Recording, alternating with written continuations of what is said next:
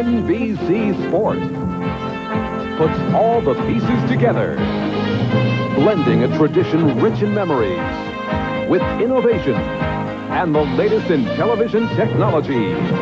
Great moments come alive on NBC Sports. Tonight, most of you will see a ball club in turmoil. The New York Yankees, a half game behind division-leading Toronto, go up against the Kansas City Royals, led by red-hot rookie Kevin Seitzer. Or some of you will see a National League West matchup as the first-place Cincinnati Reds, with sensational Eric Davis, face the Dodgers at Dodger Stadium in Los Angeles. But first, NBC Sports presents Major League Baseball, an inside look brought to you by Taco Bell. Say hello to fresh, exciting taste. Just say hello, Taco Bell. And by Kellogg's Raisin Bran, with 2 scoops of plump, juicy raisins in every package. A capacity crowd of 41,000 here in Kansas City for this Game 2 of the 3-game set between the Royals and the Yankees. Lou Piniella and his Yankees in the throes of verbal warfare with George Steinbrenner. Just another day at the ballpark. Hi, everybody. I'm Marv Albert. Welcome to our primetime edition of NBC Baseball, and throughout the evening, you know the Yankees will be checking out the scoreboard. In fact, the first-place Blue Jays and the Red Sox are underway at Fenway, the bottom of the first inning, and no score. In a moment, we'll be back to talk with Don Mattingly about the continuing Yankee soap opera scenario. Around here, raisins are big business. So when Kellogg started putting 2 scoops of raisins in the Raisin Bran, I knew we had problems. It's simple. Royal Stadium in Kansas City, and for the New York Yankees, their Civil War infighting continues following the 10-1 walloping by the Royals over the Yankees last night. George Steinbrenner got in some more jabs. He was quoted as saying, "The player support is behind Lou Piniella. If it means you go out and lose 15-4 and 10-1, who needs that kind of support?" They say they're behind him, and then they get blown out of first place. If that's the kind of support they're giving, he just as soon can do without it. Now, this relating to many of the Yankee players burning the press release of Steinbrenner with the statements that criticized Lou Piniella this past Saturday. Yankee All-Star first baseman Don Mattingly has joined us. Don, a man who has been through this a couple of times. Is George destroying the ball club? No, I don't think so. This really is nothing new for us. We've been through this before. It's just the fact that sometimes you get a little tired of it or whatever, but we've got to take care of our own business. We've got to go out on the field and get between the white lines and play good baseball. No matter what else happens, we're the one that control the action. The players or the people on the field. We're the one that's making the plays, throwing the pitches, swinging the bats. So we've got to take care of our own business on the field. What is his motive, and does it annoy you? I don't know what his motive is. I think sometimes it is a little disruptive, but I think for the most part, it's just a matter of we're not playing well right now, and we need to come out and get people out. And once we win 4 or 5 games in a row, then everything can quiet down a little bit. Are you bothered by the statements concerning Steinbrenner saying when you were hitting the home runs and you hurt your wrist, that actually you were hurting the ball club and that he felt that you should not have been going for home runs? Well, that hurts me a little bit personally, Marv, for someone to say that I was going out and being a selfish player. I don't feel like I have been. During that whole streak, I was going out one day at a time and trying to play good baseball and looking, to help us, win one game for, in the middle of a pennant race. And it hurts my pride a little bit for someone to say that I was a selfish player during that streak. I feel like that's definitely not true, and that hurt me a little bit. And I guess that'll always be there. Will you ask to leave the Yankees? If you could leave now, would you go? Oh, no, I don't want to go anywhere, really. I'm a little upset about some things that were said and the way I've been treated, but I don't want to go anywhere. I enjoy playing in New York right now, and really I have no control over it. I can't say I want to go or want to stay or whatever. If I'm traded, then I'm traded. I can't do nothing about it, so I've got to come out and then play good baseball for the club. I'm not worried about anything. Just trying to come out and play some good baseball. We're in the middle of the pennant race. I'm not going to worry about what's going on next year or the year after that. Just really want to play good baseball this year. Can you see Lou Piniella not lasting this season? Well, I hope not. Lou's did an outstanding job. He's put this club together in the way the character here and the way we've fought together and stayed together as a club. We've been through a lot this year. A few injuries. We've been we've came behind in a lot of games. We've came down from 9 runs against Roger Clemens and beat him. We've came back from Toronto and are losing 14-11 in the last inning and win a game. We've got a lot of guys that like to play baseball here, and we just need to take care of business. All right, in 20 words or less, is there a message from the players for George Steinbrenner? No, I don't think so. I don't think we're going to worry about him too much. We just want to go out and play good baseball. Again, Marv, we're trying to stay away from the controversy. I think a lot of it is created in the media. We may say one thing, and it's ran to George and blown out of proportion another way. You understand the media in New York, and I think basically all the players do. We know a lot of this is created in the media, and a lot of people like to read this stuff, and if that's the way it is, that's the way it is. It doesn't help our ball club, so we want to stay away from controversy and just go about playing some good baseball. All right, Don, thank you for joining us. Thank you, Marv. All right, Yankee first baseman Don Mattingly will be back in a moment. Will Clark, Mark McGwire. Now that's what's wrong with our national pastime these days. Bring back the guys named Jose Valdivioso, Julio Becerra, Elmer Vallo, Earl Batty. Now those are names. So they played for the Washington Senators, but those are names you could remember. Right, Marv? Obviously, those early hours working the early morning sunrise show have finally caught up with Connie. Relating back to our interview moments ago with Don Mattingly, we did chat via the phone with Yankee owner George Steinbrenner, and during the course of the game, we'll hear George's reaction to my talk with Mattingly. Coming up, the Yankees and the Royals from here in Kansas City. Brett Saberhagen gunning for a 16th against Ron Guidry, and some of you will see the Reds and the Dodgers from L.A. I'm Marv Albert. Baseball coming up following this NBC News Digest.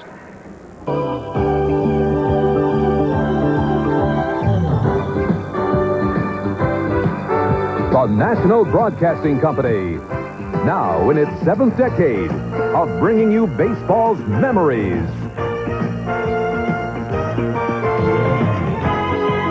Baseball's milestones. Baseball's majesty. And baseball's magical moments.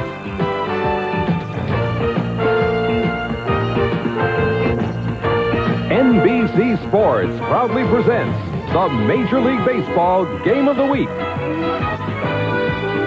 Tonight from Royal Stadium, the New York Yankees versus the Kansas City Royals. Tonight's game is brought to you by Miller Lite. For great taste, there's only one light beer. By Yugo, buy yourself a little freedom and see how it feels to have your own set of wheels.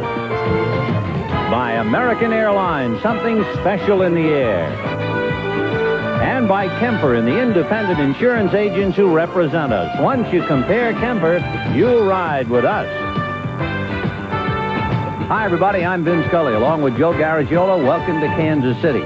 In Washington, D.C. these days, they say the most dangerous area in the world is to step between a congressman and a television camera. It might also be getting involved with George Steinbrenner and the New York Yankees. It seems that way. Players don't want to talk about it. They just want to play baseball. And I think Mattingly said it all. It's what you do between the lines that counts. Everything else, forget about it. And the Yankees, with all of their problems, internal and external, are only a half a game out of first place. The Kansas City Royals, reawakening, will go with Brett Saberhagen tonight against Ron Guidry, and they're 5 games back of Minnesota. And whatever we do, we better not lose sight of the pennant races with all the brouhaha going around. It's easy to do that, and it should be a pretty good ball game. You got some things going. Seitzer, we saw him in the All-Star game. He'll be in the lineup tonight. Brett's got a hitting streak going, and I want to see Guidry, who they say is pitching more inside than he ever did. Well, to be honest, George is making noise. The clubhouse is very quiet. The players appear to be oblivious to everything, so we'll go right along with that feeling and concentrate on the ball game. We'll have the starting lineups and a lot more all coming up right after this.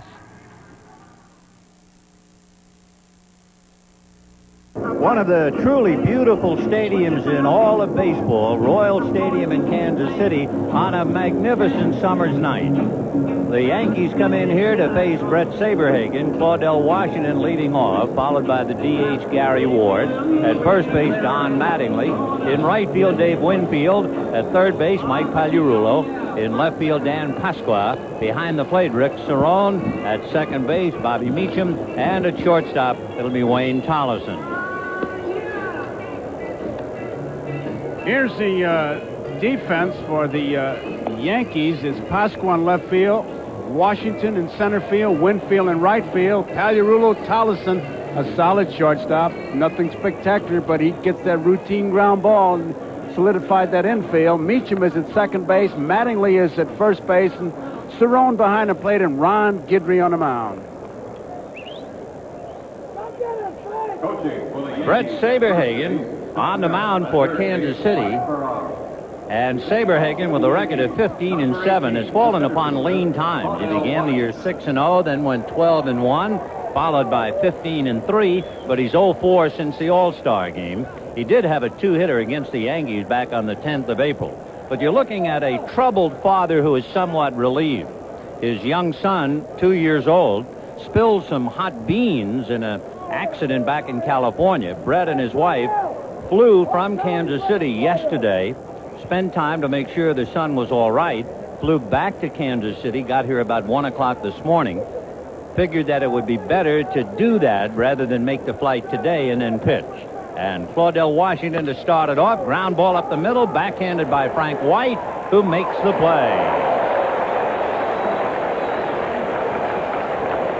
Nice play by a Gold Glove. He's won 7 of them. Might very well pick up his 8th this year. Frank White.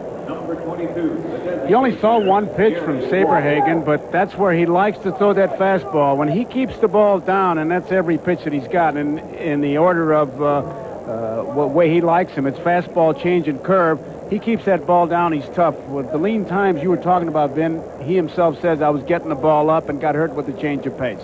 He's very tough here at home. He's 9-2 at Royal Stadium as he drives Gary Ward off the plate. It's a slumping Gary Ward. He went 0 for 4 Monday, and he's been struggling for over 2 weeks, hitting about 170.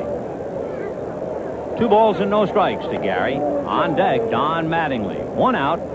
Just the start of things, so pull up a chair and spend part of the summer's evening with us. He really lost his balance trying to throw that curveball where he stepped off the mound there, and it'd be interesting to watch this pitch. A lot of times you got a little bit of an intimidation factor. Fastball hit down the right field line, peeling foul, and well back into the crowd, out of play. By the way, pretty good to set the dimensions here. It is 330 down the lines, falling away to 385 and 410. It is no accident that the Royals hit more of their home runs on the road than they do at home. Anything other than going down the line, it's Grand Canyon. A fly ball to right field. Danny Tartabull is there to put that one away, and we have 2 down in the first inning. Don Mattingly coming up. Number 23, the first baseman. Mattingly hitting .326. He has 19 home runs, 73 RBIs. He was 0 for 4 last night. He had a home run Saturday in Detroit, which was his first home run since the 18th of July. Remember, he went on that record-setting 8 straight games having hit a home run. Then he had a streak of an extra base hit in 10 straight. The American League Player of the Month of July, Don Mattingly. 2 down, first inning, no score. Pulled inside first, down the line and into the corner. Tartabull over to play the carom, and Mattingly on his way into second base easily with a stand-up double. So Don Mattingly comes up with his 27th double as he hooks it.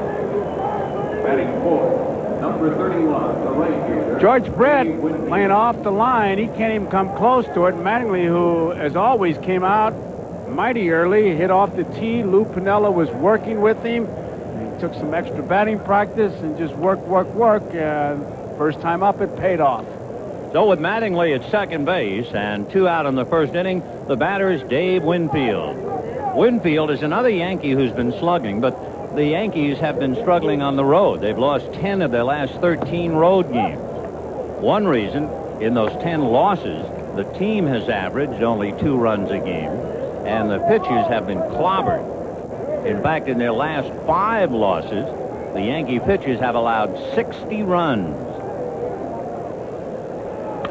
Ground ball to the hole at short, but that's where Ross Jones was playing him, and he takes care of Winfield, and they leave Mattingly at second base.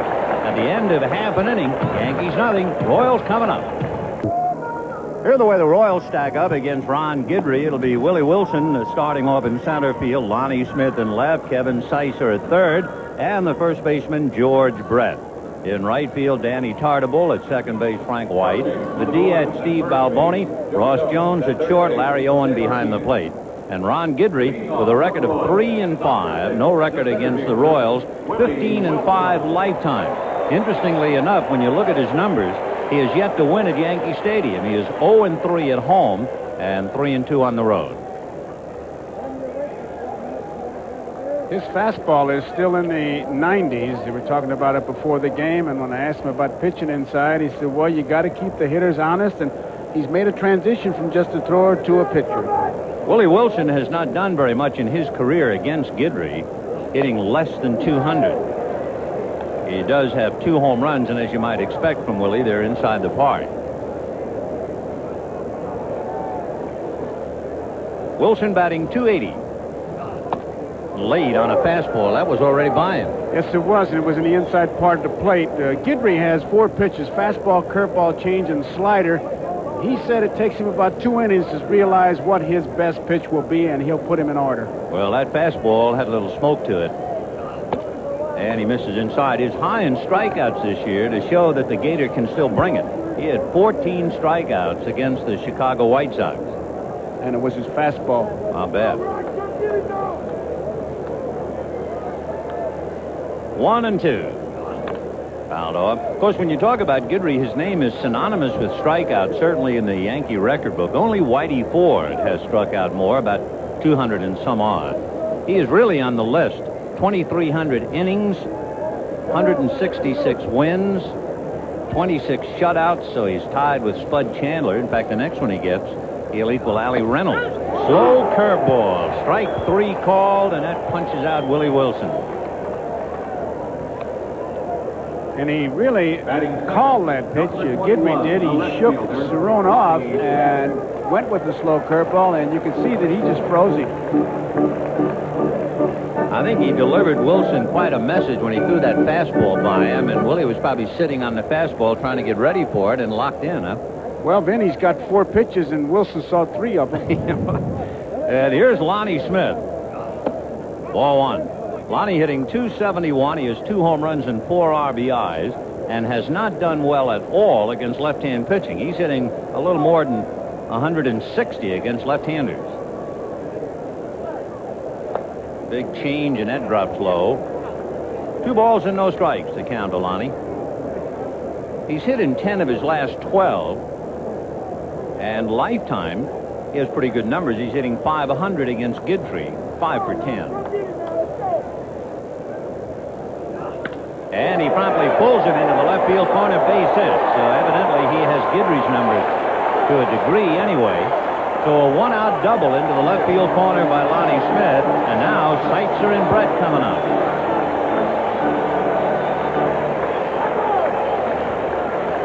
Batting third, number 33, the third baseman. 2 balls and no strikes. Got that ball inside, and he pulls it right down the line. 2-0, you can look for your pitch and really get a good turn, and that's what Lonnie Smith did.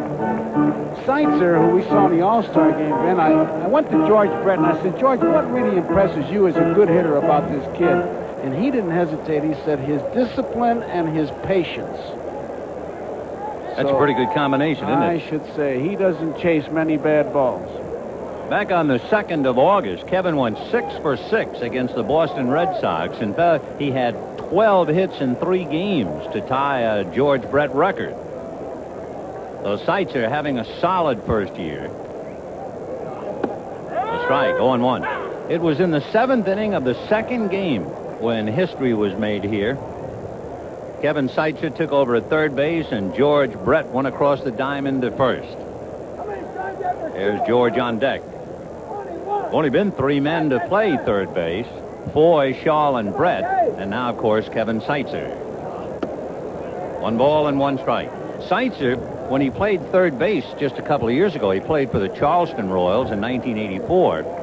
He had a sore arm, admittedly. He made 50 errors at third base, so you can understand how he felt when they moved him to the spot. They had him in spring training in left field, Billy Gardner was saying. 1-1 to count.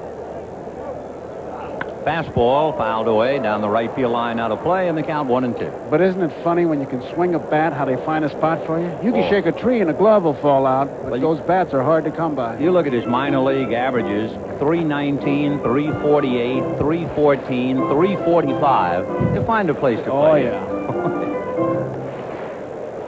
No dummy. He has a Bachelor of Science degree in Industrial Electronics from Eastern Illinois University. Kevin Seitzer. Been quite a story for the Royals. We're in the bottom of the first inning. No score. Lonnie Smith has doubled. He's at second base. Fouled off. Mattingly and Meacham, Tollison and Pagliarulo, with Pasquale, Washington, and Winfield in the outfield. And it's Ron Guidry and Rick Cerrone. Lou Piniella, standing quietly in the dugout, appeared very, very relaxed and laughing in the dressing room. You would never know there was any kind of a George Steinbrenner story at all swirling around outside. 1-2. Fastball, and that's looped into left center. Hesitating for a moment is Smith, but he'll score easily on a fly ball single. It is 1-0 Kansas City.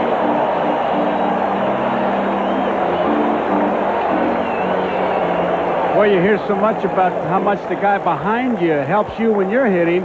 With Brett, the on-deck batter, Seitzer got a ball to hit, gets a base hit. Now he's on first base and keeps that gap between first and second open. So for Brett, look at him stay right with that ball. He just stayed right with it. Head was down and base hit.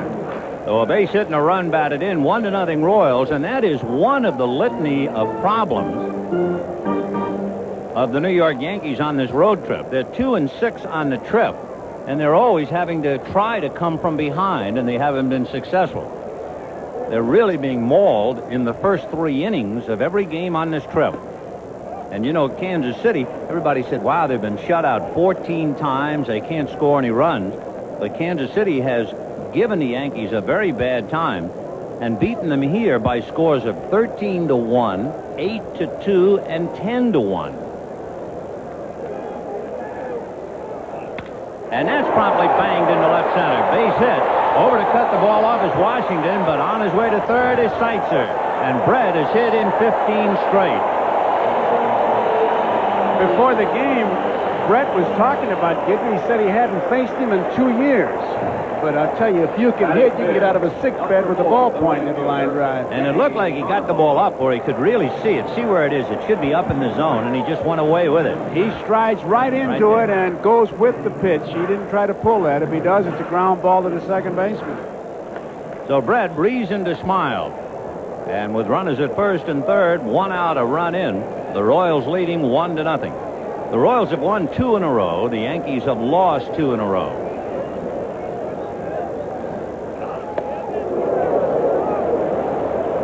Tartabull has a home run and 6 RBIs against the Yankees this year. He comes into the game with 16 of them.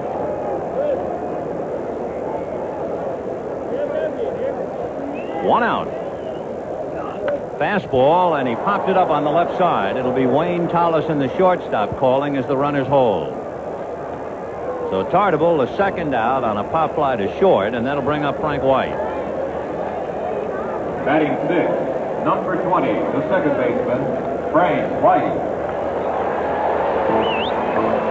Frank White, who leads American League second baseman with a fielding percentage over .990, and you saw him make a nice play on Claudell Washington to start the game.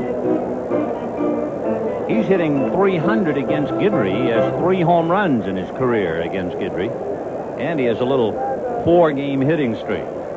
So first and third, 2 out, a run over, and Frank White against Ron Guidry.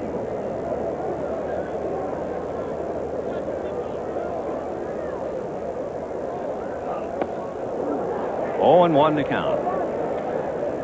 He's really starting most of the hitters off with the breaking ball. He did Tartabull, now Frank White, did Seitzer, did Wilson. No balls and 1 strike. Guidry trying to get out of a first inning jam. Fastball into left field, base hit. So the run scores. Brett keeps on going to third. To throw, he's in there, and down to second base goes White.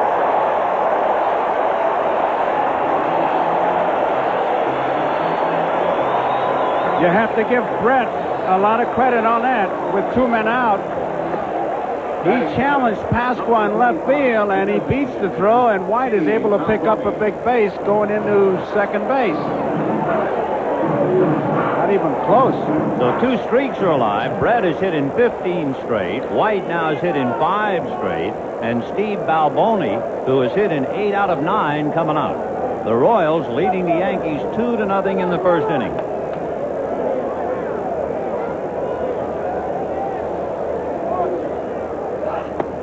Ball 1-0.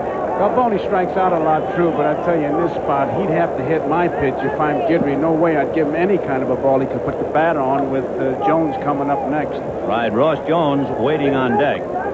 And Jones hitting in the 250s.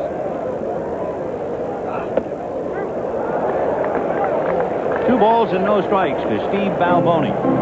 So in the inning, Wilson struck out. Lonnie Smith doubled. Seitzer singled him in. Brett singled Seitzer to third. And after Carnival popped up, White singled home Seitzer with Brett taking third and White taking second on the throw. 3-0. So he's really, I think, pitching around him. That's a lot of around to pitch. That's around and around. 3 balls and no strikes, so now they take the bat out of his hand. They figure, okay, if you're not going to go fishing, we'll put you aboard. So the intentional pass to Balboni will load it up for Ross Jones. So Piniella victimized yet again for the 9th time on this road trip. The Yankees find themselves scored upon very, very early. His starting pitching and his long relief have hurt him badly.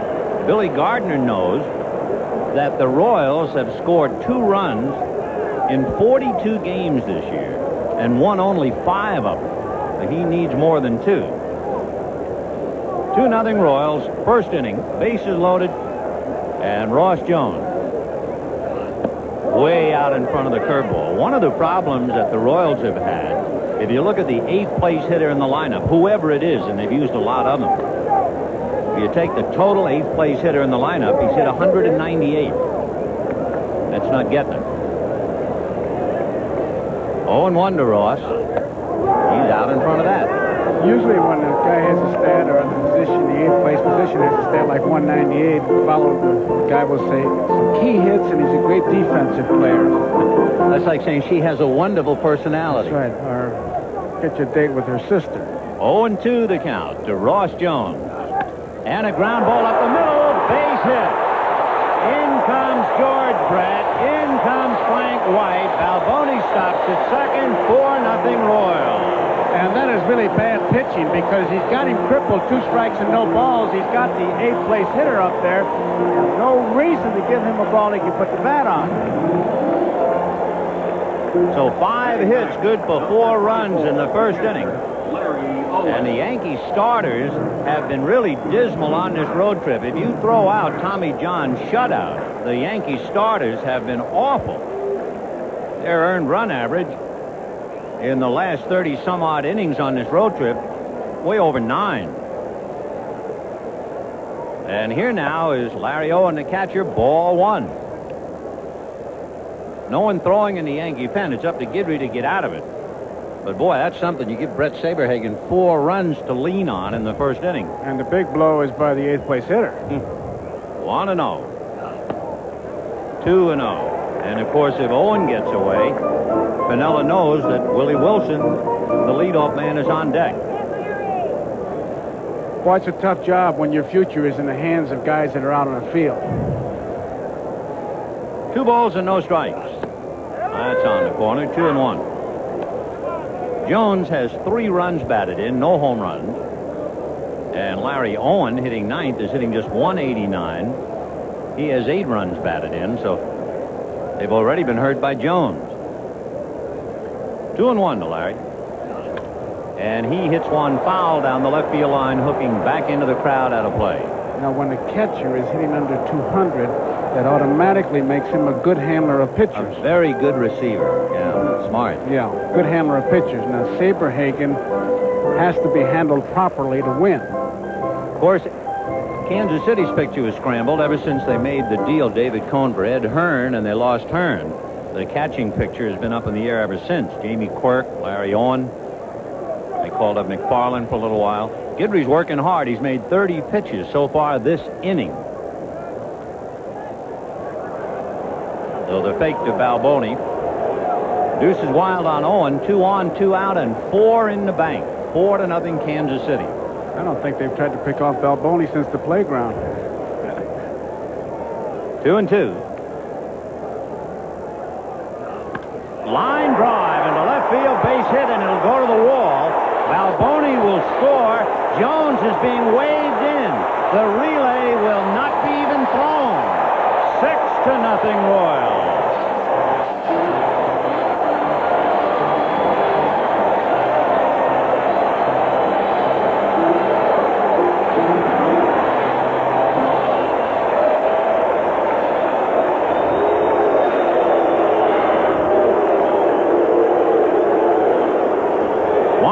Is making his way to the mound. No one throwing in the Yankee bullpen, and Lou Piniella getting that sinky feeling again. Look at the Yankee record. They're outscored 37-8 in the first 3 innings.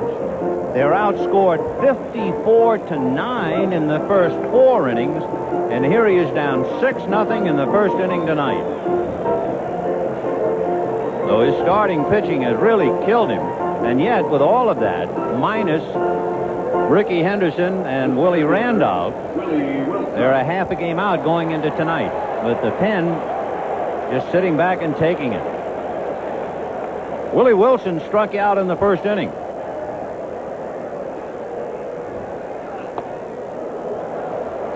Oh, and 1 to count. So a big 6 for Kansas City.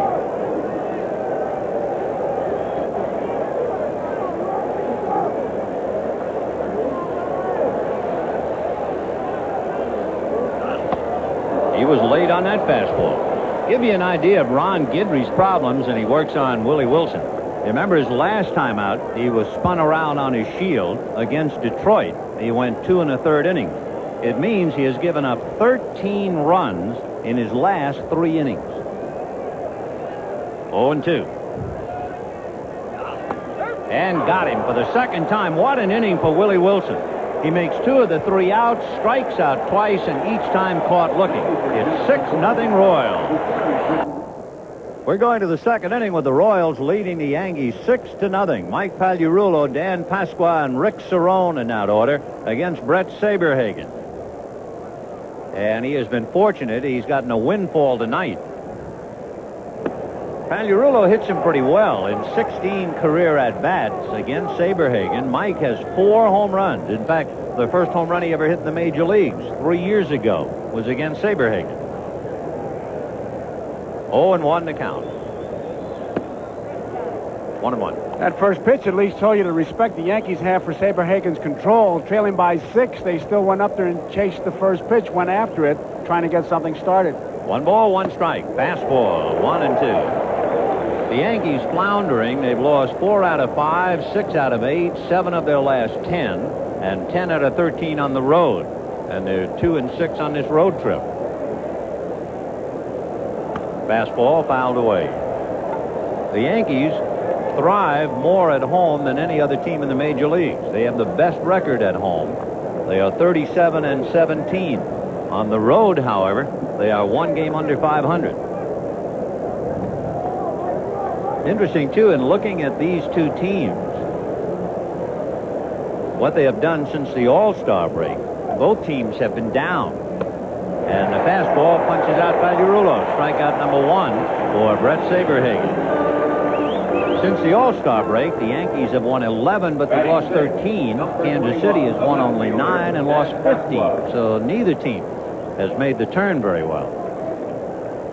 See Pagliarulo talking to himself, talking about a pretty good fastball that Saberhagen has going for him. And with that strikeout, you never want that ball club that you score 6 runs or any runs against to come back and score against you the very next inning. And Saberhagen's taking it in his own hands to stop that.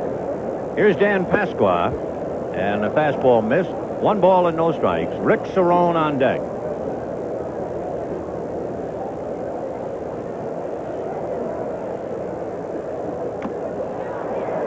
Fouled at the plate. 1 ball, 1 strike. All fastballs.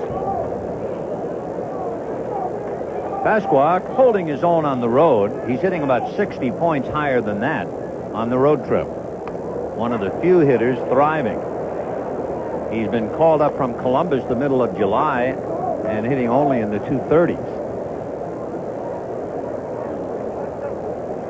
So Dan Pasqua with one out in the second inning, and the Royals leading the Yankees 6-0. Second inning. 2-2. Pretty good fastball. Wasn't it, though? There, brother. Right on that corner, just off the plate. Pretty good breeze blowing from right to left. 2 balls, 2 strikes. There it is. Fastball got the corner, and down goes Pasqua. That's the second strikeout, and it'll bring up Cerrone. The catcher, Rick Cerrone. You can see where Owen, the catcher, is set up. Look how close he comes to hitting it. I think if he'd have just held his glove there, he'd have put it right in the pocket. Perfect pitch. So now Brett Saberhagen will be pitching to the brand new daddy, Rick Cerrone, who went to New Jersey from Detroit and then came back on Friday, and he promptly celebrates with another base hit. The arrival of his daughter, Jessica Lee. And, you know, since he's been a daddy, he's hitting over 400. He almost took a little bit of Saberhagen, too. Send it right back up the middle. Number 20. Fastball. Baseman, Bob Meacham. Saberhagen's balance wasn't all that good, although he thought he made the play.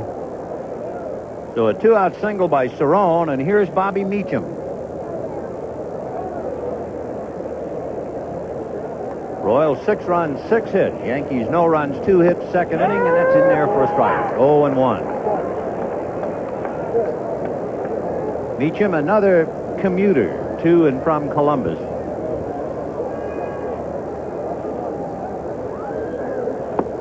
And the breaking ball missed. 1 ball and 1 strike.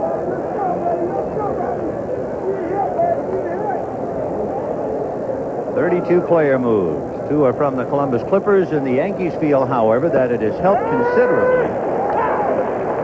After all those moves and some crippling injuries, they start tonight a half a game out.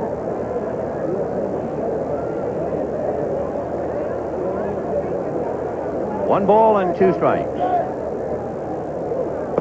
2-2.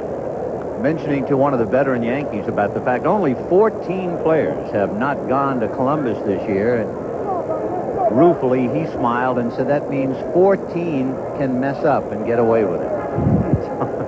2 balls, 2 strikes. Fastball fouled off.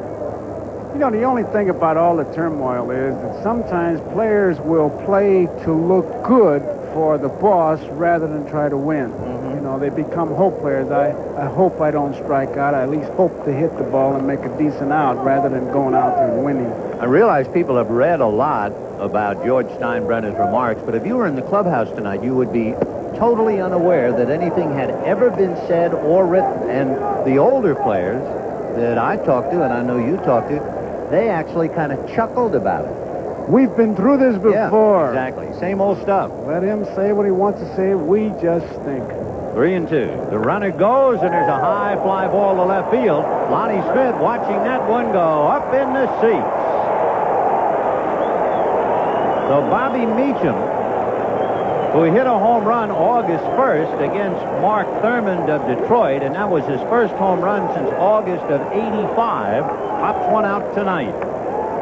The difference there was a 3-2 count. Saberhagen was not going to walk him. He just threw fastball, and Meacham, looking fastball, promptly hit it into the seats. So that makes it 6-2 Royals in the second inning. Another look for the Bobby Meacham Marching and Chowder Society as he hit it halfway up in the bleachers. So it is 6-2 Royals, and Piniella very interested in watching the flight of that one go out along with Rick Rhoden and others. And now Wayne Tolleson at the plate.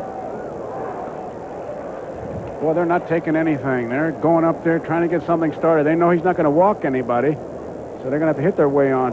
One of the Yankees' better achievements this year was back in June. You might remember they were down 9-0 against Roger Clemens and the Red Sox and came back to win at 12-11. Tolleson has really been slumping. Last 17 games, hitting about 140. On the road trip, he's hitting 100. He's hitting 150 for the last month. All I kept thinking about in listening and reading about the George Steinbrenner pop-offs was the anxiety of a network correspondent who said, I don't know how to do it. And someone said, you don't know how to do what? He said, I don't know how to cover a demonstration which will not be held unless I cover it. And I think all of this really is a demonstration only if everybody covers it. 1-2. Well, it was interesting that everybody, all the writers that were in Pinella's office when we walked in, and Piniella was talking about hitting and giving instructions to Mattingly. And some of those guys, they stayed there like they were getting ready for a press against TV softball game. Strike 3 call to Wayne Tolleson. But the Yankees pick up 2 on a single by Cerrone and a home run by Meacham. And at the end of an inning and a half, Royals 6, Yankees 2. Bottom of the second inning, the Royals leading the Yankees 6-2. It'll be Lonnie Smith, Kevin Seitzer, and George Brett. Lonnie started the troubles for Ron Guidry when with 1 out he doubled. And before the inning was over, the Royals had a half a dozen. Fouled away off to the right out of play, and the count 0-1. You look at the Royals season up to here, they were 10 games above 500 early in May, and they were in first place, leading by 5. By the 5th of July, they were tied for first place. Then they really hit a bad spell. They lost 18 out of 22. George Brett did not hit a home run during those 22 games. And by the end of July, they were 6 games out of first place. Tonight, they're 5 out. Fouled off 1-2. For the Royals, counting tonight, Billy Gardner knows he has 51 games to play, 29 at home, and 13 of the final 19 at home. They have a dozen games left against the East. 1 ball and 2 strikes to count.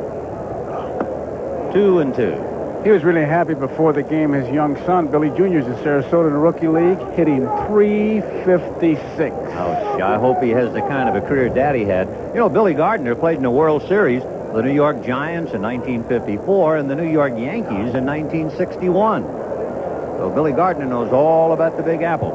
Well, last game, I drove him in, RBI. Now, how'd you do it? Tell me about it. Vicious line drive? Oh, certainly. I was a great handler of pitchers who happened to get a hit. 2-2 to count to Lonnie Smith. It's 6-2 Royals. We're in the bottom of the second inning. And there's a drive hooking down the left field line, foul and out of play. So it's still 2-2.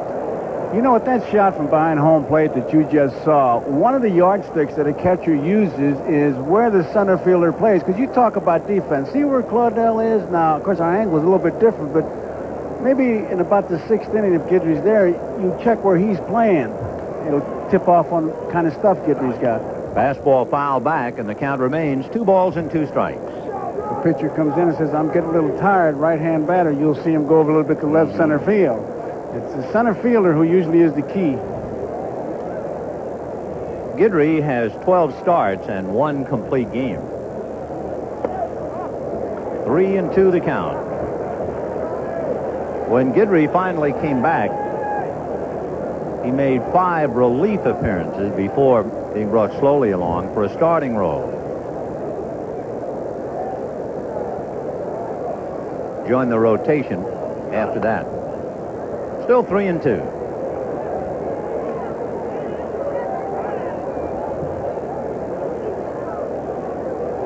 Kevin Seitzer, who had a base hit to pick up Lonnie Smith, waiting his turn on deck. 3-2 the count.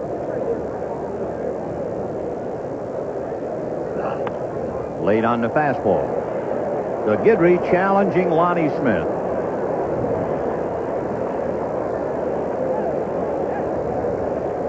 6 runs, 6 hits for the Royals. 2 runs, 3 hits for the Yankees.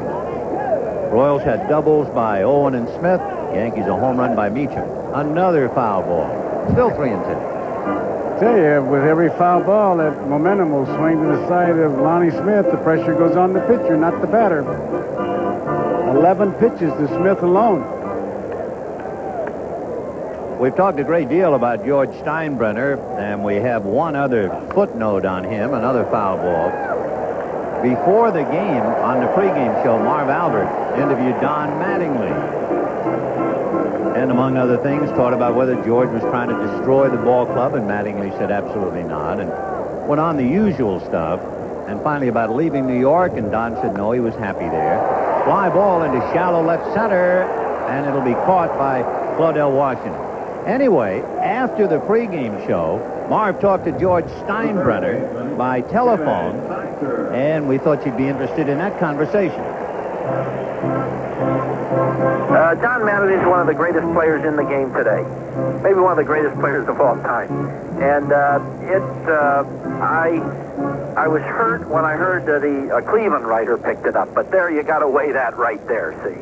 He didn't say that to our own writers, I don't believe. He said it to a Cleveland writer, and he was a little frustrated at the time. Don't take anything away from Don Mattingly. He's one of the greatest that's ever played the game for the New York Yankees and will become one of the greatest. And I'm happy to hear that he said that, because if he says that'll make me sleep a lot better tonight. You're gonna hear from your hometown writers in Cleveland.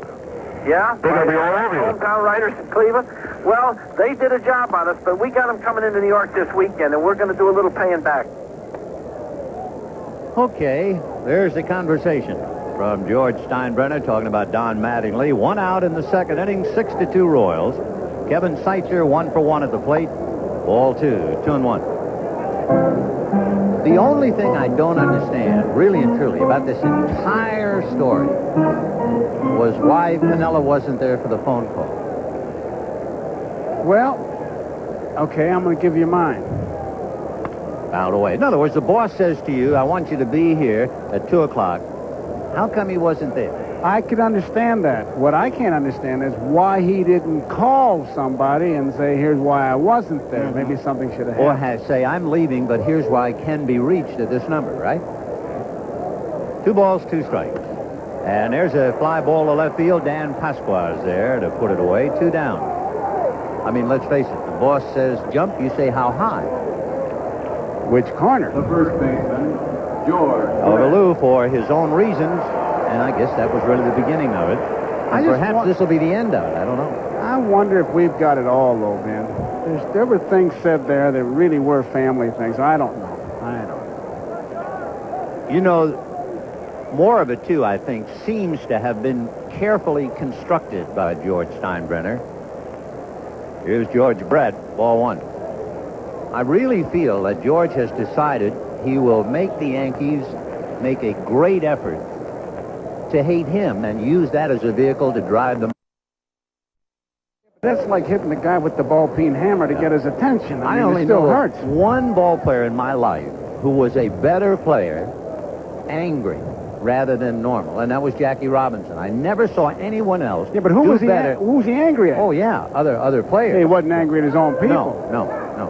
So all of us are less when we're angry. Consequently, I don't quite understand George's thinking as to get all the Yankees angry. Yeah, but he's in a no-lose situation. Mm-hmm. I mean, if they begin to win, it's, hey, I got him going, and that's why I did it. And if they lose, it's, I told you so. Well, we don't need to split infinitives or even dangle participles. Piniella needs some good pitching, and he needs a return of Willie Randolph and Ricky Henderson. Hey, there's ball 4 to Brett. A 6-run inning by the other team will make you a dumb manager. So George Brett at first with 2 out, and Danny Tartabull coming up. He popped up in the first inning, 0 for 1. We're in the bottom of the second inning, and the Yankees got the royal treatment. Kansas City jumped on him for 6. Then the Yankees came back with 2, and at the end of an inning and a half, Royals 6, Yankees 2.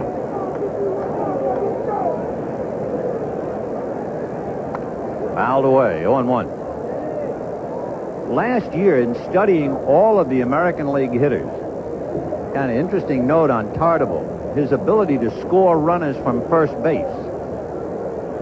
It was rather high, the percentage of getting a man home from first. Everybody talks about scoring a man from third. It was close to 12% of the time. Fouled away. 0-2. Boy, they hit a lot of foul balls on Guidry. Good live fastball usually is the cause for that, although he's a 6-run inning, it indicates that it wasn't too live. You know, that's one of the yardsticks, man, when you measure a good hitter. Just like you measure a good pitcher, what does he do with a man on third and less than 2 outs? You measure that hitter. Can he drive a run in from first base? That is a big, big seal of approval. Yeah, right. Chip off the old block, of course. His daddy played here at Kansas City. 0-2. Ball 1. You know why? I would think this concern, maybe not of you or the catcher, but let's say Guidry's a strikeout pitcher, has struck out as many as 14. When you get a pitcher like that and the hitters are swinging and making contact, even though they're foul ball, does that tell you anything? Well, I'd have to say no. Okay. Got him. However, that's his third strikeout. The other 2 strikeouts, Willie Wilson looking each time. But that's really the first man he's blown away. The end of 2, 6-2 Royals. We'll be back after these messages from your local station. Tickets for all Royals games. A couple of scores that are important. First of all, for the Yankees, the Red Sox are leading Toronto. However, Detroit, a big lead on the White Sox. For the Royals, they look up and see Minnesota leading California 3-0 in the third. Well, give those Twins a lot of credit, and that Tom Kelly. What a job they are doing. Outstanding. I mean, they are for real. R-E-E-A-A-L. Claudell Washington takes a strike. Robbed of a base hit in the first inning, hit a shot up the middle, backhanded by Frank White to throw him out. One thing, I see Claudell brought his shoulders over to the American League. Wow. Fouled away. I always accused him in the National League that he had shoulder pads under there. He came in with that shirt on, and I don't know why. I knew he didn't have a hanger in there, but I was watching him take it off. I really felt like a hanger was going to fall out. What a set of shoulders. Claudell Washington. No balls, 2 strikes. Ran away, ball 1. 1-2.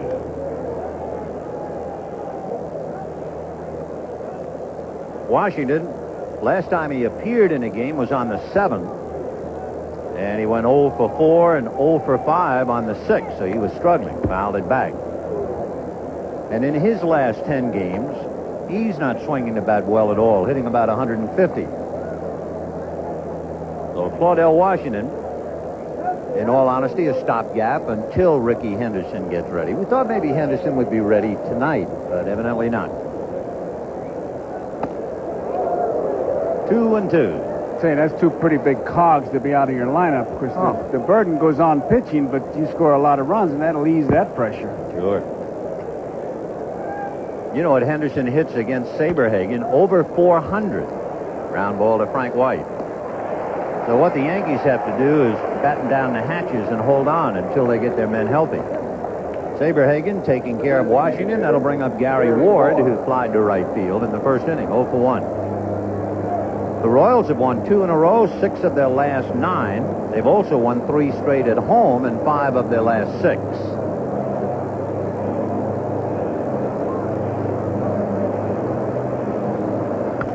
And that's hit to right field. Tartable 1 step in and 2 steps back to put it away. Don Mattingly, who before the game we mentioned was working off the tee in the batting cage. There you see Piniella. They were out early, and Donnie was just... Getting into the park with no effort. How you doing it right? When you're fighting and then it's wrong.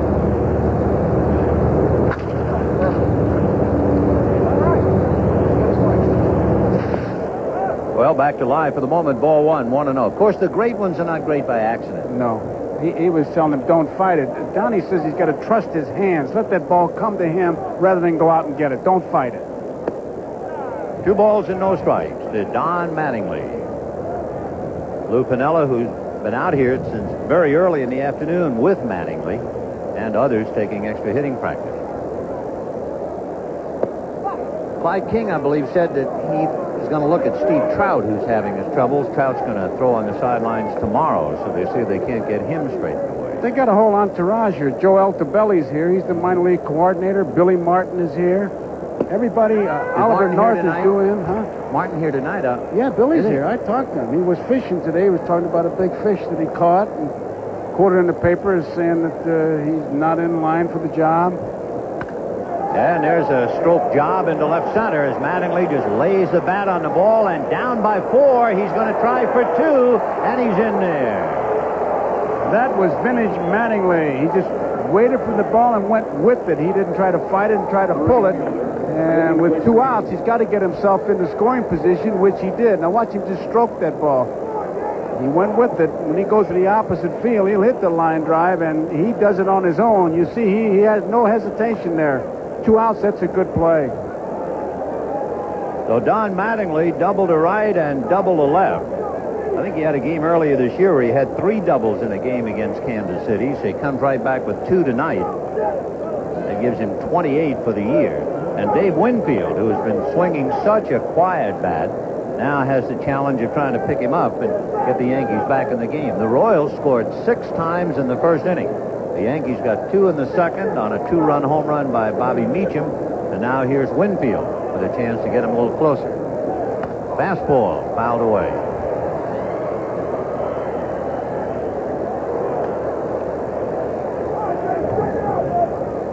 No balls and 1 strike to Dave Winfield. Hitting in the 220 since the All-Star break.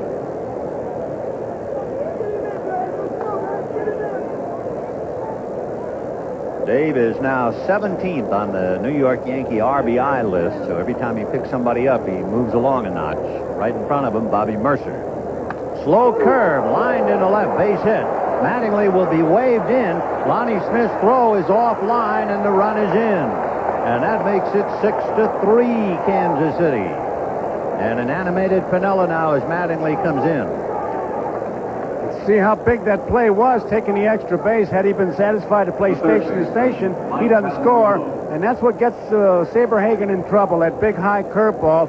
There's nothing that the hitter would like more than the high curveball. Mattingly, 2 outs, he's going to come around. He's not even looking at Ferraro. So you could have hung your hat on that curve, and Winfield straightened it out. So it is 6-3 in favor of the Royals. And the batter now, Mike Pagliarulo. And remember, he has 4 home runs in 17 career at-bats against Brett Saberhagen. Fastball fouled away. We talked about Mattingly having 3 doubles in a game against Kansas City in April against Danny Jackson. So he has 2 doubles tonight. Don Mattingly making all that extra work hours and hours before the game pay off. 0-1. No balls and 2 strikes to count to Mike Pagliarulo, who struck out in the second inning.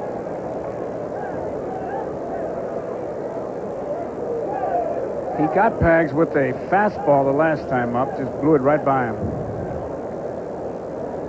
6 runs, 6 hits for the Royals. 3 runs, 5 hits for the Yankees.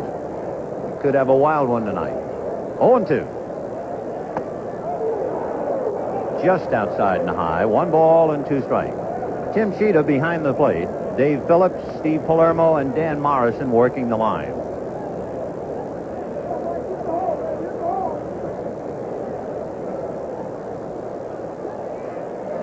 Fouled away. Kansas City trying, in a sense, to return a favor. They did not win a game at Yankee Stadium. They went 0-6 against the Yankees. They have beaten the Yankees 3 out of 4 here at Royal Stadium.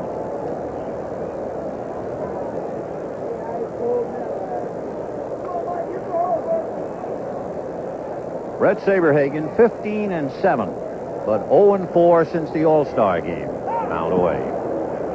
What really bothered Saberhagen, and it was brought up in the second inning when Bobby Meacham hit a home run, he had allowed 12 home runs in about 150 innings.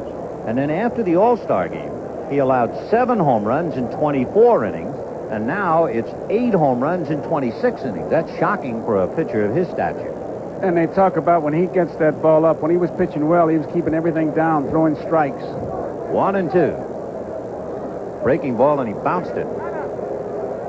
2 balls, 2 strikes. Good play by Owen, the way he bounced around back there. He got in front of it, two-handed it. Watch him bounce over to his right. He shifts nicely. Nice defensive play by Larry. 2 balls and 2 strikes. He's looking at his bench, see if they want to give him some instructions. Winfield taking a short lead at first. And there's a ground ball to the hole. Backhanded and goes under the glove of Ross Jones. Winfield's going to third, and he's in there standing. So Ross Jones trying to backhand the ball, and it didn't come up for him.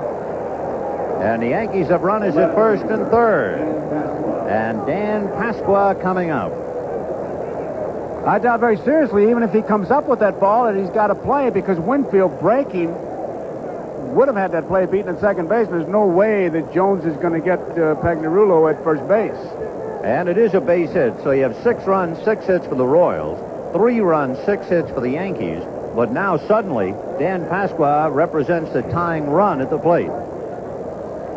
Pagnarulo at first, Winfield at third, and 1 run in. Pasqua struck out in the second inning. Feast or famine for Dan. 0-1. Remember earlier this year when Saberhagen started off, he was 6-0. Then he got to 12-1. Then 15-3, and everybody said he's a lock for the Cy Young Award. But not now. You hear names like Stewart, Roden, Clemens, Hurst, Key, Witt. He's not alone anymore. 0-2. That's the best curveball he's thrown so far. He really snapped that one.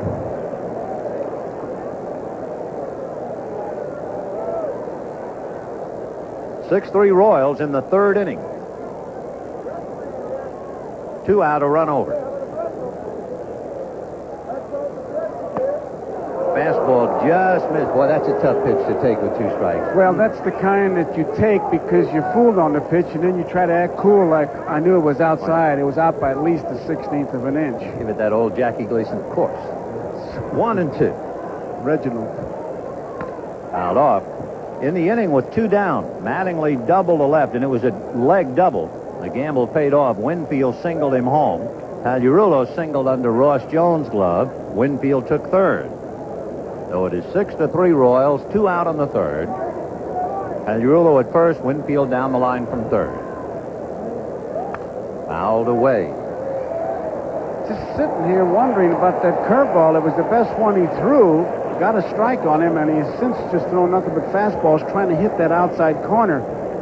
It's almost like he's afraid he's going to get that curveball inside, and Pasqua pull it in the right field. You know, for 2 years in a row, he has the highest ratio of strikeouts to walks against left-hand pitching. There's a line drive at Frank White. So he got away with it. As Pasqua hit a little top spin, you can see that ball sink, and the Gold Glove at second base stayed with it. 1 run, 3 hits, and it is 6-3 Royals.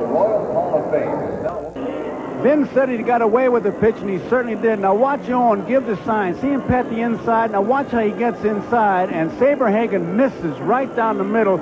If you were with us Saturday, Tommy John talked about which side of the plate to miss. If you're going to miss, he should have missed inside to knock him back off the plate, but he missed outside over the plate, and it should have cost him, but he got away with it. Very lucky as that ball was hit right at Frank White. On the scoreboard, Dodgers leading Cincinnati, the Mets leading Montreal. The Mets had the bases loaded. Floyd Yeomans hit Lenny Dykstra. They relieved him with Andy McGaffigan, who hit Hernandez. So that forced in 2 to make it 4-1 Mets. Cubs leading the Phils, Pittsburgh leading the Cardinals. Frank White a strike. Frank handling that overspin the way that ball sank to end the top of the third. White single to left field in the first inning. He has a 5-game hitting streak. Ground ball to the right side. Kick for the moment. But playing second base, you have the luxury of keeping that ball in front of you and still making it an easier play. So 1 away. You don't get that many bad hops on the artificial surface, but he seemed to be in good position, but it kind of ate him up, didn't it? Yeah, a little bit, but he didn't have to hurry, and that's the nice thing about second. So a good play. And Steve Balboni coming up. Balboni, after failing to chase 3, was walked intentionally in the first inning.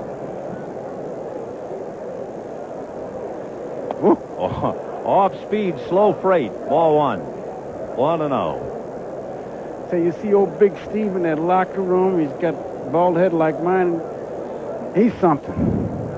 1 ball, no strikes. High foul off to the right of the plate and out of play. He always looks like he just left a wedding. Steve Balboni. Interestingly enough, this is a tough ballpark, even for a guy like Balboni. He has 15 home runs, but he has only hit 3 here. 12 of his 15 have been outside of the Grand Canyon of baseball, Royal Stadium. 1-1. 1-2 to Steve. Ross Jones, the shortstop, on deck.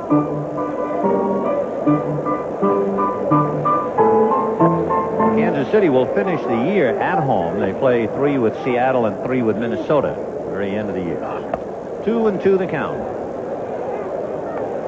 You know, it'll be an interesting confrontation. December 13th. Got to circle that one on your calendar. Okay. On December the 13th, the Los Angeles Raiders will come to play in Kansas City against the Kansas City Chiefs. And guess who figures to be alternating with Marcus Allen, huh? And you know what old Bo's got on his locker? He's got a big sign that says, "Don't be stupid," with stupid written real big letters. "Don't be stupid and ask me a football question, okay?" Sounds like the kind of guy you really want to hang out with, doesn't it? You want to go up and say, "Let's talk a little football," and he'll pinch your head off like an M&M candy. You think he can do it? Play both sports? Yeah. You want to think about it? Yes. I mean, you want advice of counsel? Yes. I love that dramatic pause. All right. At the end of 3, it is 6-3 Royals, and here's a look back at a very special Olympic moment. Don't forget that this part. Well, we'll be going to the 4th inning, 6-3 in favor of the Royals. And really the question in looking at Bo Jackson sitting there in the dugout, do you really think he could play 2 sports? No, I really don't think so, especially with the things we were saying like it was a hobby. One guy's already said, "Hey, Bo, my hobby is bow hunting." I would be inclined to think, too, that after a very tough season of playing football in the NFL, he will lose his desire to play another sport. I think it will be so enervating, why he will just call it a career. Well, that may be, but I think that a guy like Lawrence Taylor may be a factor in that decision. But we'll have to wait and see. He is a great athlete, I'll tell you. You see him in a baseball uniform, and I'll tell you, he's got muscles where people just have places.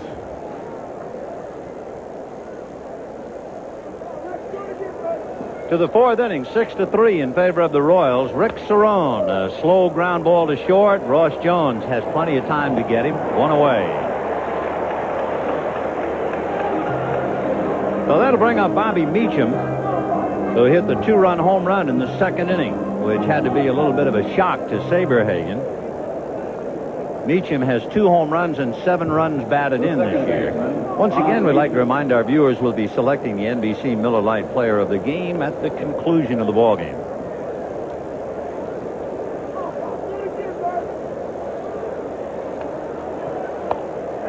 Pretty good fastball. We were talking before about the Mets and the 2 hit batters with the bases loaded. Darryl Strawberry has just hit one out, so the Mets are now leading 5-1. For the New York Mets, remember, they began the evening 5.5 games back of the Cardinals. Kansas City began 5 back of Minnesota, and the Yankees began a half a game behind Toronto. 0-2. 0-1.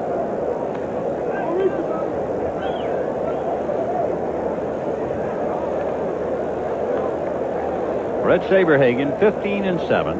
Trying to beat the Yankees for a 2nd time. He pitched a 2-hitter when he beat them in April, but he had a tremendous cushion to lean on. The final score in that game was 13-1. Here's where he has to get him. The last time he went to 3-2, Meacham hit one in the seats because he was looking fastball. Right now, Meacham can't be too sure of anything. 2-2. Ball 3. Well, let's see. Now, if you're Meacham, you know you got to look for fastball. Yeah, gotta be. No doubt about it. He threw the bad curveball. He doesn't want to walk you. So the percentage is with him to really get himself a good swing at it. 3-2 to Bobby. Hitting .254. Fastball fouled away. Saberhagen, when he surrendered that home run to Meacham, the 20th home run that he has allowed.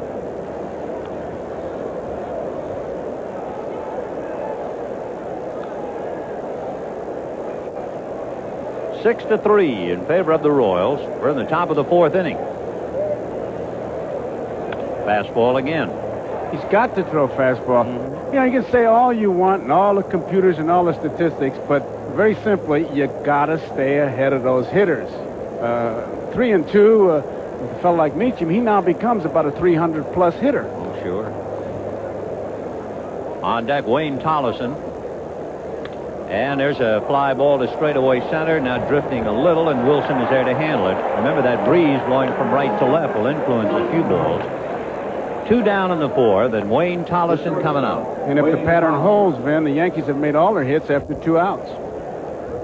With 2 out in the first inning, Mattingly doubled. With 2 out in the second, Cerrone singled and Meacham homered. With 2 out in the third, Mattingly doubled, Winfield and Pagliarulo singled. 6-3 Royals, top of the 4th. Check swing roller to third base. Kevin Seitzer over to George Brett. That takes care of Tollison and the Yankees. They're out in order for the first time tonight. The end of 3.5 innings. Royals 6, Yankees 3. Well, let's see. First they had the lively ball, then they had the lively bat. Then we found out Kevin Gross had some sandpaper attached to his glove, and Joe Niekro wound up with an emery board and other things in his hip pocket. This is the crew that caught him and visiting with him. They really had him. When he reached back in his pocket, Davy Phillips had already said, don't go back there. And when he tried to flick off the sandpaper, he was flicking it to Butera. And as the catcher didn't have his glove, he had his mask, and it went right through the mask. Yeah, because I knew it couldn't be the emery board. There's no way you can ask for time and use the emery board on the ball. Although he did call time and did it between innings, which was really unheard of in baseball. A lot of things have unheard of lately. In the bottom of the 4th inning, it is 6-3 Royals. Of course, knuckleball pitchers, I know, have carried emery boards for quite some time, although most of them either leave them in the dugout or wear them inside the cap, like Charlie Huff did. Well, they weren't worried about that emery board. And I will say this, boy. You know, the umpires are getting some backing, and they know who the guys are. They got a whole roster, and they pretty well know how they do it. And so it comes as no mystery to them, and they're just enforcing it now. And, of course, the emery board was debatable. The loose piece of sandpaper or whatever, that's another story. But with Kevin Gross in Philadelphia, evidently the right in the glove. Sandpaper was on the glove. Right, 1 and 2. I know of a pitcher who is still pitching who used to take a piece of sandpaper, glue it to the tip of the glove, and if they came out to examine it, he'd just flick it off. And that was that. And he's still pitching. I know one who's still pitching who can. Fouled away. He put a flesh-colored Band-Aid, cut the center of it out, put sandpaper in there. When the umpire would come out, he'd flick that off. Sure. Now, these umpires, and when I saw I was happened to be in Minnesota at the time, everybody, the direction they all looked was where the emery board went. That wasn't it. Strike 3 called to Larry Owen. So Guidry comes up with his 5th strikeout. And with 1 out in the 4th inning, he has now retired the last 5 in a row, striking out 3 of the 5. Willie Wilson has struck out twice looking. Should also point out that 4 of the 5 strikeouts, the hitter was caught looking, so Guidry is not overpowering people. He's fooling them up to a point. When you strike out your first 2 times, do one of 2 things. Swing at the first pitch or try to beat out a bunt. Let's see if that holds. All right.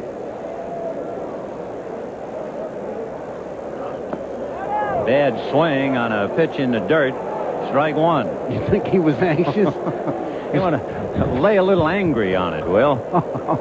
He threw in 48-footers, and Willie went after it. He knew it. Whoops.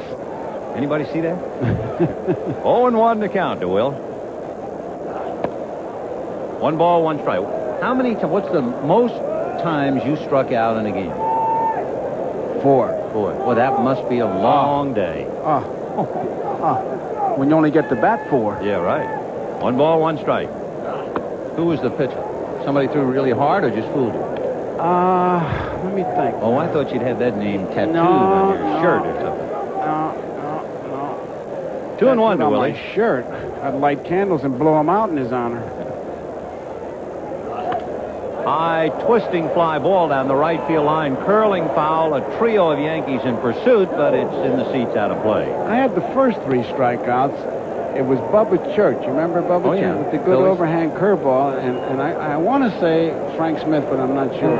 I remember Wes Parker playing years ago, striking out. I think it was against Bob Gibson. Oh, well. And after the 3rd time, he said he walked back to the dugout saying, Wes, you're overmatched. 2-2, the count to Willie Wilson. Fouled away.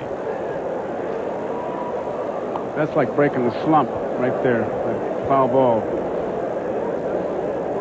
Yeah, the worst thing of all, I guess, be called out 3 consecutive at-bats. He's going to be hacking. Royals 6, Yankees 3, bottom of the 4th, 1 out. Ball 3. Ron Guidry 3-5. No record against Kansas City. 15-5 lifetime. All 3 victories on the road. And he walked in. Now, I'll show you how my mind would work if I were Cerrone. I'd say to myself, now, he's going to try to steal because he's mad at Guidry. He's going to try to show him up. I don't think he's got him ready. He may take the first pitch. Let's see what happens on his first pitch, and we'll go from there. You see him checking his bench, see if he can get some help. But that's what runs through your mind in the game. Sure. And Wilson, of course, has 34 stolen bases. He's 3rd in the league. You saw Cerrone motion to Guidry. Now he's liable to be running. Be careful. Reynolds and Reedus are ahead of him. So we'll see if Wilson tries to answer the 2 strike 3 calls with a stolen base. See, I would not have thrown over there. I wouldn't have shown him any kind of a move. He's stolen a half a dozen bases against the Yankees, but he picked up 3 in a hurry last night.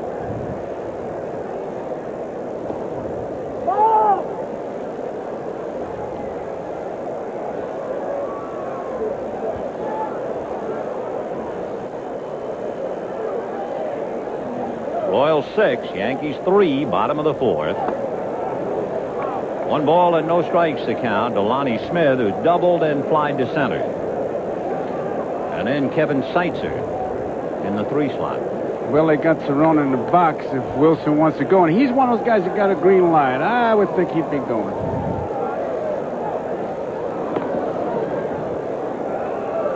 One ball and no strikes to Lonnie Smith.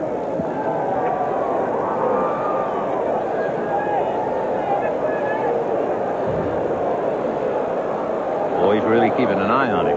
Well, he's got a little bigger lead than he had the first time. Like maybe the throws over there helped him to read Guidry, although they've not been good moves.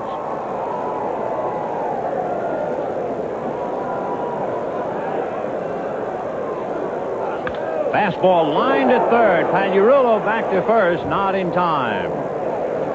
So Lonnie Smith hit it right on the screws and right at Mike Pagliarulo. The 3rd baseman. 2 down, and the batter, Kevin Seitzer. Well, Lonnie, a tough out. He went right down the runway to talk to himself, and I don't blame him. You don't hit the ball any harder than that. Kevin Seitzer singled us out to drive in a run and flied to left. So Kevin is 1 for 2. 11 home runs, 60 RBIs, having a big year, hitting .330.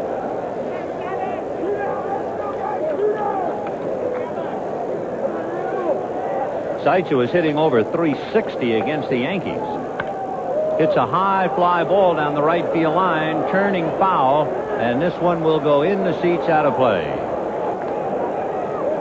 Winfield giving it the best shot, but no play. 0-1 to count.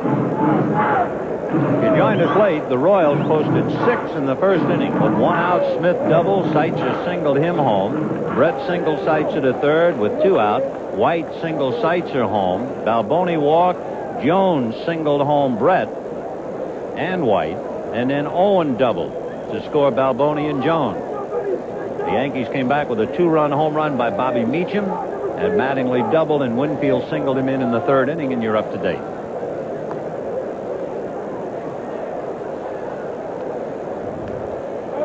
Minnesota leading California 4-0 in the 6th. That's not good news for Kansas City. Toronto leading Boston 4-3 in the 6th. That's certainly not good news for the Yankees. Plus the fact Detroit leading Chicago 9-2 in the 5th inning.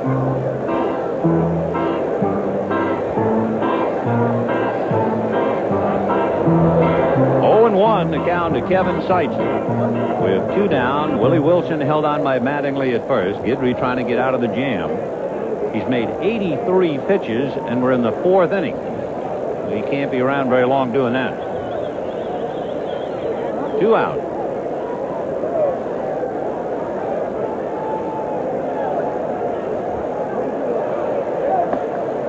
1 ball, 1 strike. When the Yankees come up in the 5th, they'll have Washington, Ward, and Mattingly.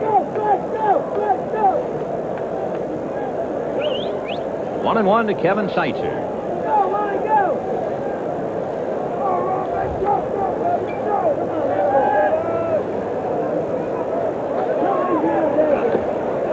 Two and one. I guess Seitzer most years would have a lock on Rookie of the Year on it. Most years. Hey, if he keeps going, he's going to get some votes. Oh, McGuire, obviously, a great start and all that. 2-1 to Kevin. It's 6-3 Royals. Bottom of the 4th. 2 out.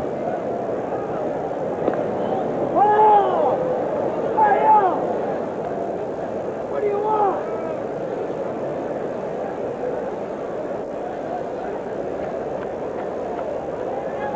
2-1.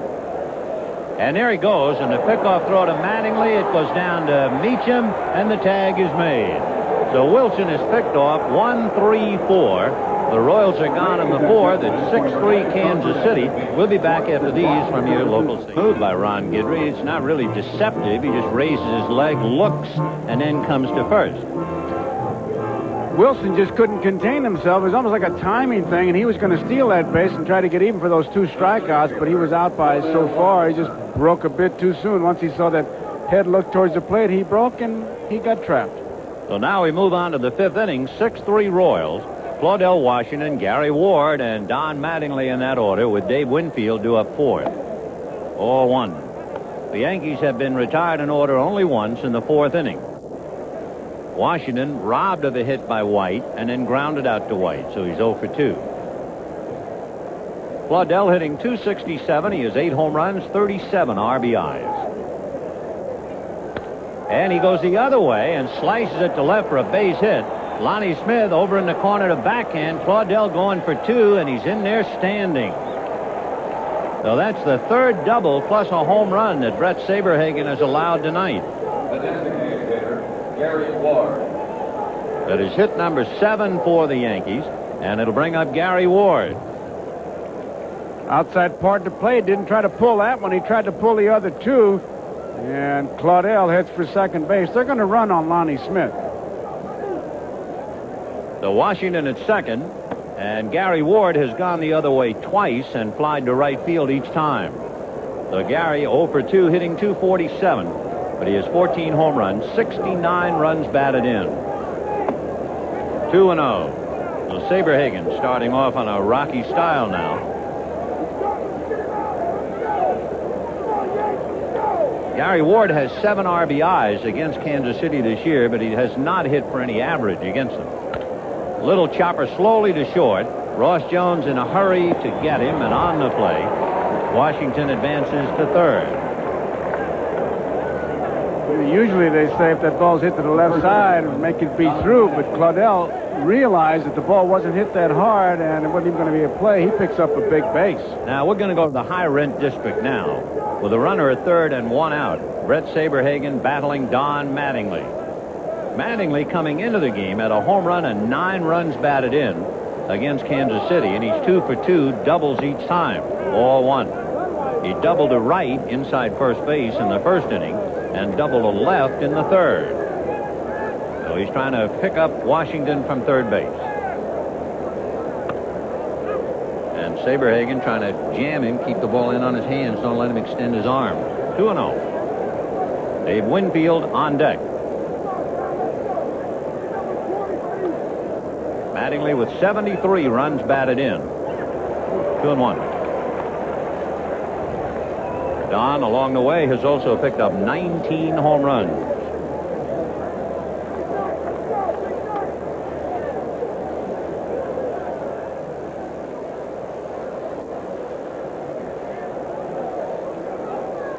Fouled away, so he's in a hole 2-2.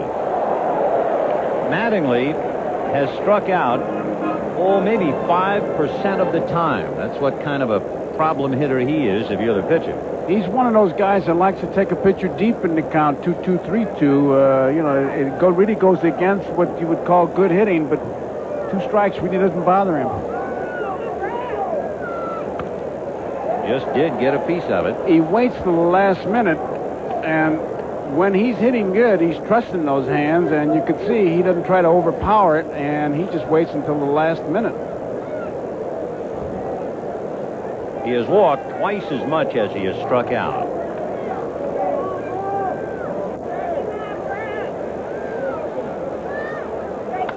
And it's a fly ball into shallow left. That might not be far enough. We'll see. Washington tags, and he's not going because it was not that much of a throw to make. Crowd reacts, but it was a pretty bad throw. Yep. So just a little fly ball to left field. Maybe the applause was more out of relief than it was for excellence of play. So 2 down, Washington holding at third, and Dave Winfield is now charged with the responsibility of getting Washington home.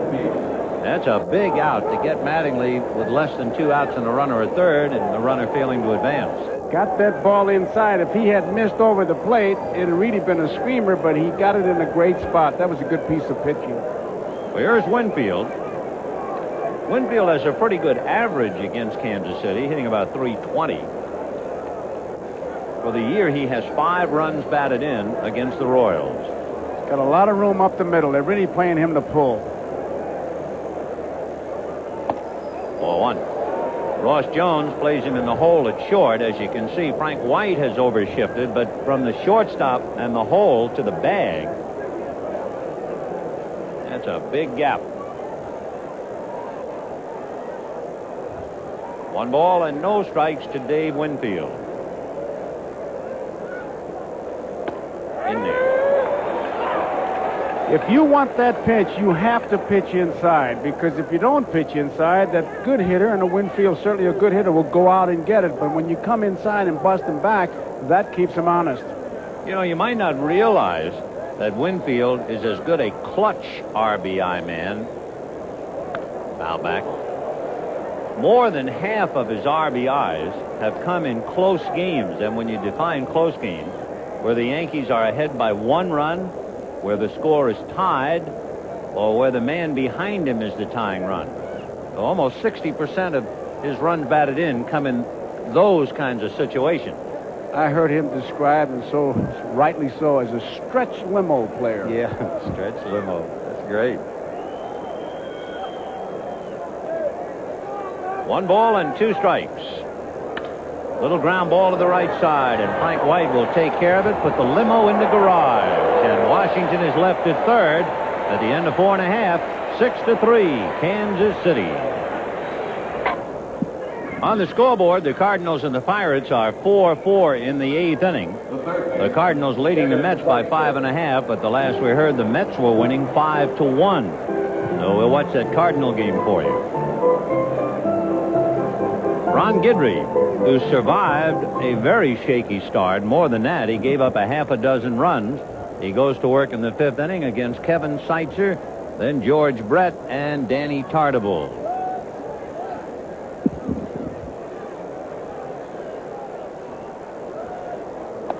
Off speed, ball 1, 1-0. Seitzer single to center to drive in Lonnie Smith. Last time up, flied to left. 1 ball and no strikes to Kev. High foul off first base, and that will go out of play.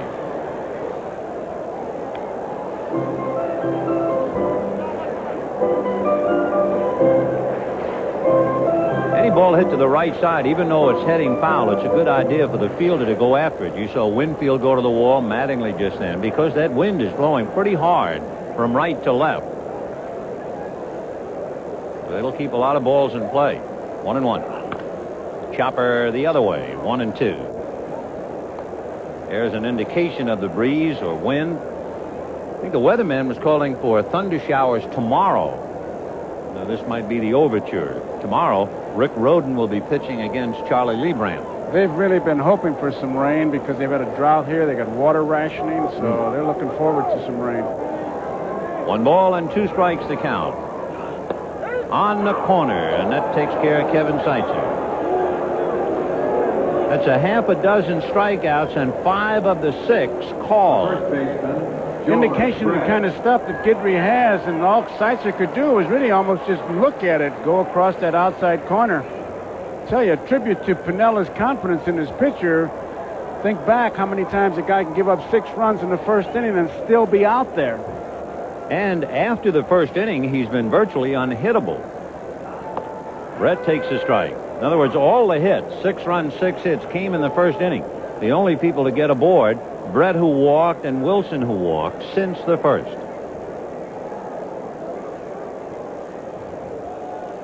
No balls and 1 strike. George Brett, with a single and an RBI in the first inning, has hit in 15 straight. Then he walked his next trip.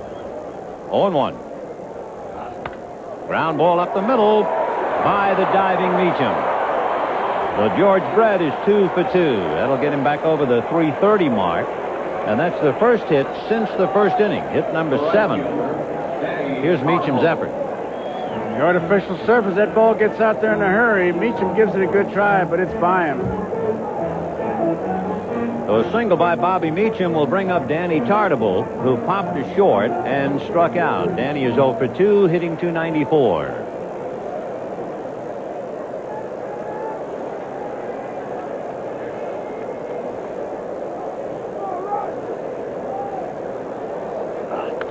Fouled away. 0-1. I'll say one thing for Tartabull. He doesn't take many pitches. No. I mean, he's got a bat. You're supposed to swing it, and that's what he does. Tim Stoddard gets up in the Yankee bullpen. 0-1 to count to Danny Tartabull.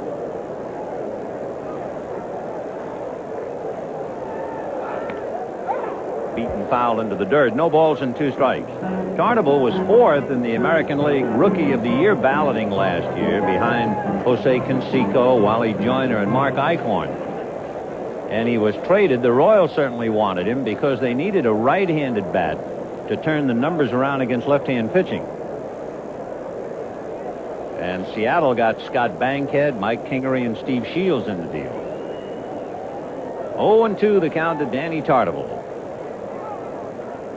George Brett holding at first with 1 out in the 5th inning. 6-3 Royals.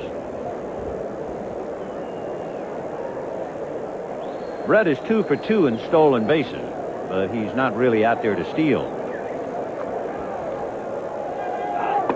Got him, and there's another caught looking. That's 7 strikeouts, and 6 of the 7, the hitter has been caught looking.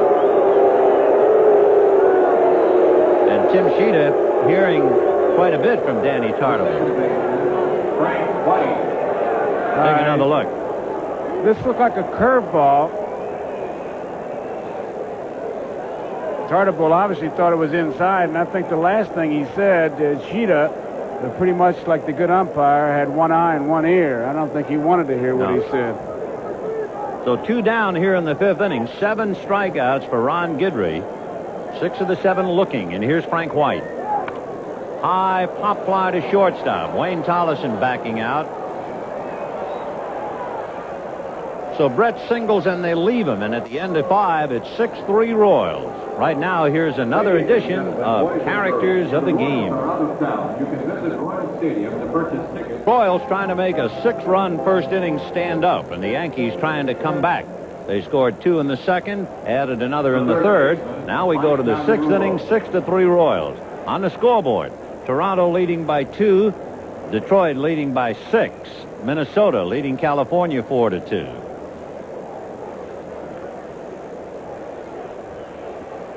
Mike Pagliarulo, Dan Pasqua, and Rick Cerrone against Brett Saberhagen.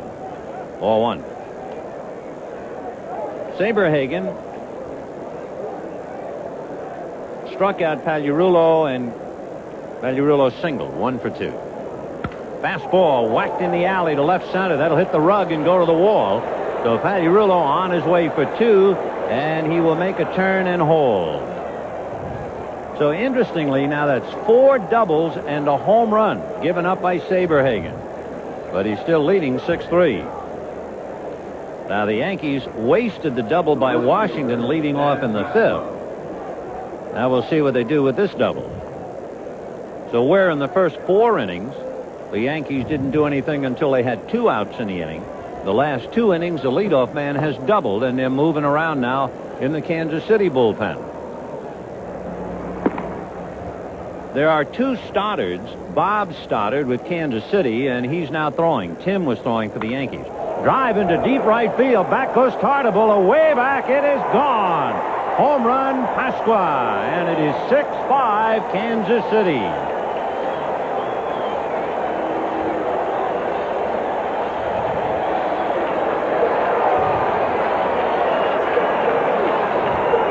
Looked like a breaking ball, might have taken something off that pitch, and he just jumped on it and pulled it into the right field seats, and a 6-0 lead is just dissipated.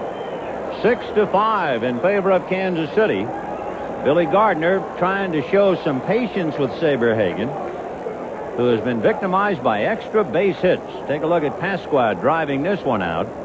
For Dan Pasqua, his 11th home run, 32 runs batted in. And that means Saberhagen has now given up 9 home runs in his last 5 games. Right. Rick Cerrone singled and grounded out, 1 for 2. So Brett Saberhagen, who went through all the anguish of a father with an injured son, made that long round-trip flight, got home late last night from California. Staggering a bit now tonight in the dirt.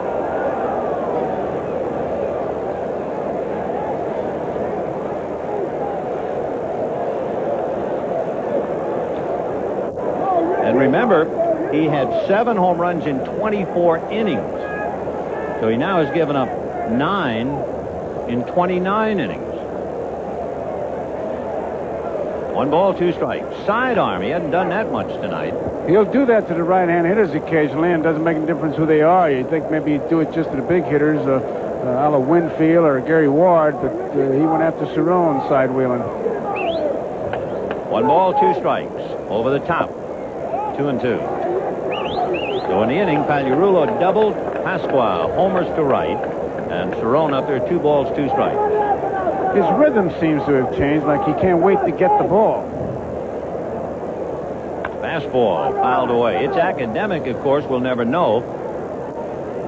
But you have to look back to the 5th inning now, when Washington led off with a double. Ward grounded him over to third, and Mattingly and Winfield left him. That's now the difference in the game. Guidry can look back, and that base hit to Jones is the one he'll look at.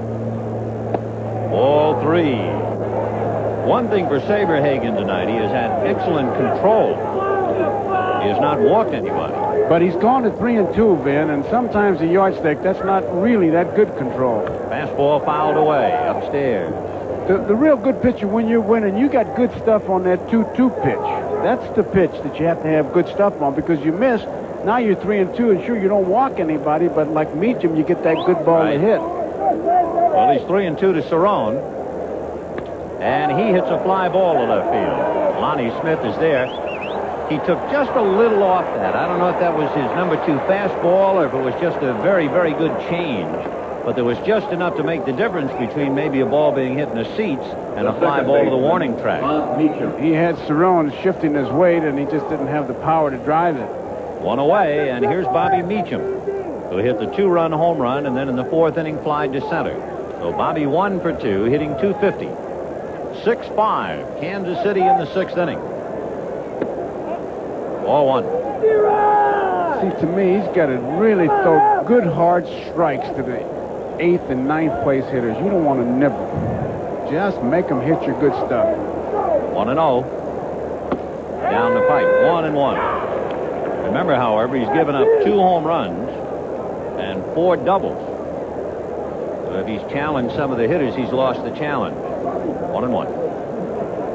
Curveball hit foul. 1-2. On the scoreboard, Dodgers leading the Reds 5-1. Houston at San Francisco.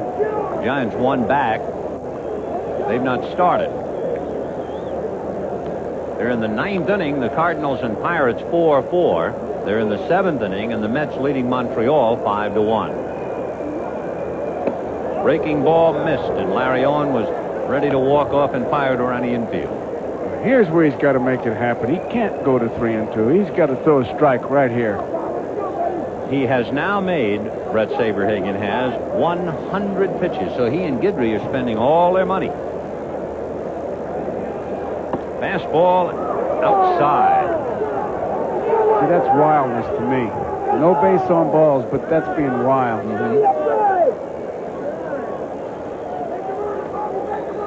His catcher's slowing him down a little bit, too. Kevin McReynolds just hit one out. Mets lead 6-1. Borderline fastball, and Larry Owen got a little bit of that. The catcher is shaken up. He caught it badly. He caught it badly. I think the ball sailed, too. I think it really fooled him. It was out of the strike zone, and he caught it badly. It may have jammed that thumb back. Said one-handed catching is what it was. But it was not a strike. Mickey Cobb is out there. Looks like got him up somewhere around the base of the thumb or the wrist. Yeah, when you that one-handed catching like that, it'll jam that thumb back. Remember we saw Mike Heath with that brace in there. Now watch where this pitch is. It's way out of the strike zone. No way. It took him right back. You can see it bend back. And the bat and he got him. nicked too. Yep, hit on the wrist by the backlash of Bobby Meacham's swing. Here's now Wayne Tolleson. Fouled away. Tolleson is struck out and grounded out. 0 for 2. Hey, they got those wristbands and gloves on over the glove.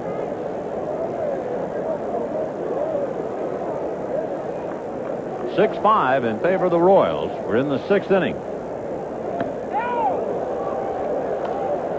Tolleson really struggling. Of course, he's not an extra base hitter anyway. He has 5 extra base hits all year. He's only had 2 extra base hits since the 18th of April. I mean, we're talking well over 300 at-bats. And he hit it right into the dugout and out again.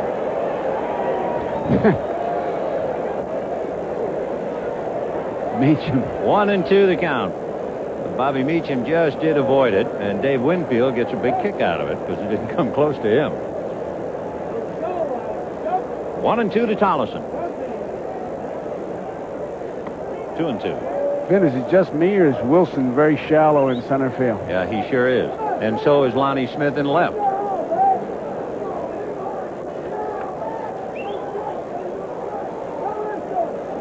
Deuce is wild and 2 runs in here in the 6th. And he just did get a piece of it.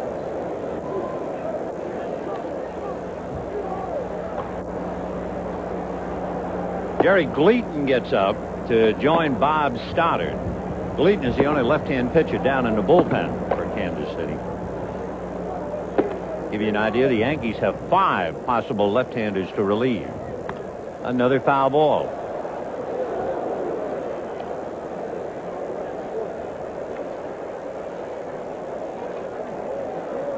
Royals got 6 in the 1st. The Yankees came back with 2 in the 2nd, 1 in the 3rd, 2 in the 6th.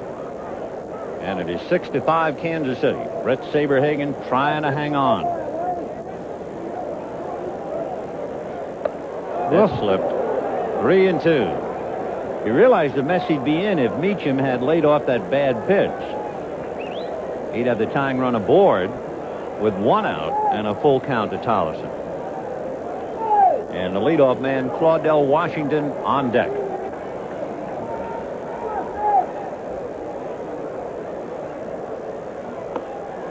And he walked him.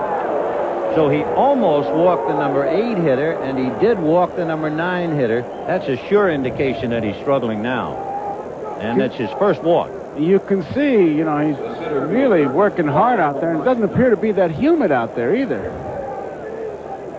But he's made a lot of pitches. He's gone over the 100 mark, and we're in the 6th. Billy Gardner has had 42 years in this great game of baseball. In fact, prior to managing here, his last win was as manager in Minnesota against Kansas City. A chopper into right field, and the tying run, Tolleson can stop at second base only. Could not go on. So Claudell Washington, a bouncing single to right. He's 2 for 4. And that will bring up Gary Ward. Show you Saberhagen's problems. Not only is he well over 100 pitches now, he's made 25 pitches in this inning. So he's laboring. Well, they're buying some time right now. Give that bullpen a little bit of chance to heat up here. I don't know if Billy's going to make a change or not, but there's really no strategy to talk about here. You just kind of let him settle down a little bit. to the moment, as you see, Gleaton and Stoddard in the Kansas City bullpen. Gary Blaylock going out. 110 pitches he's made so far. Well, I think that the way he pitched to Meacham and Tolleson really sent the message. You know, I really relate to Gary Blaylock. I mean, I really do. You know, he spent almost 9 years in the minor leagues and made his debut opening day for the St. Louis Cardinals as a pinch runner for the great Stan Musial. That's how he broke in the big leagues, and he was picked off. Now, he immediately has won my heart.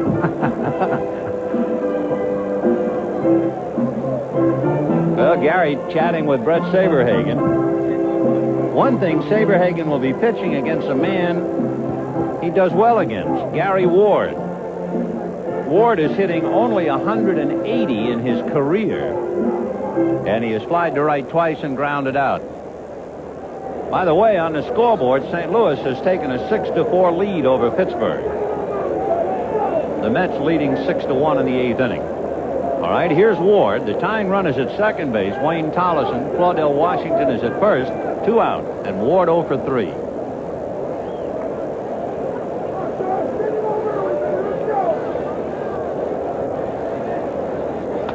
And a little ground ball to third. Fielded there by Seitzer, and he goes to second base.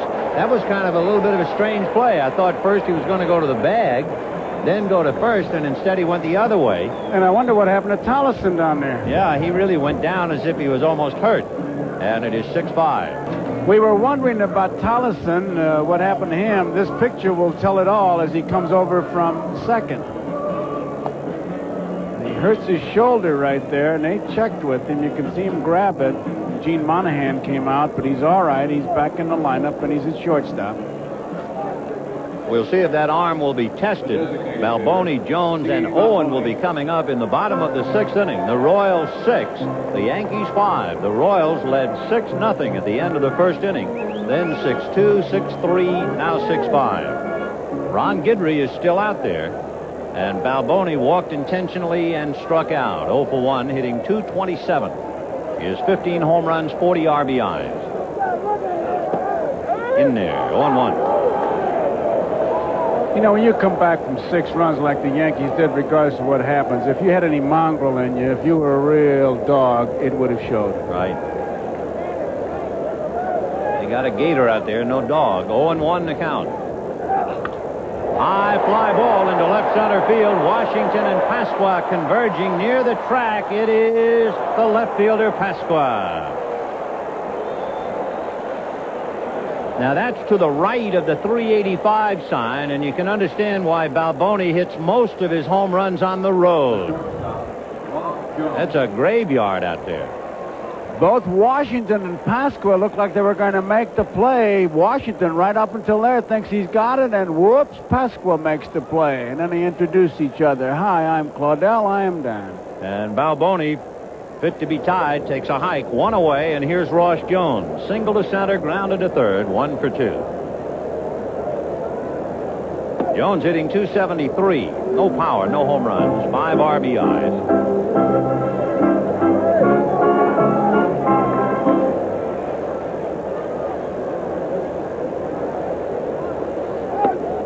Two balls and no strikes.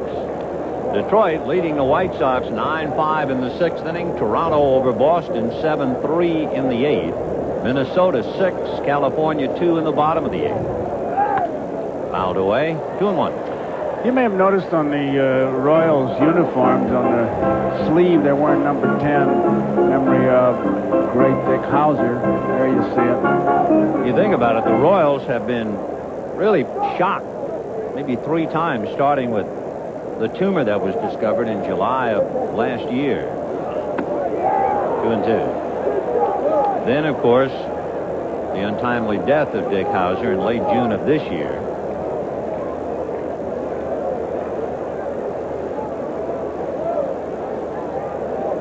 Two and 2.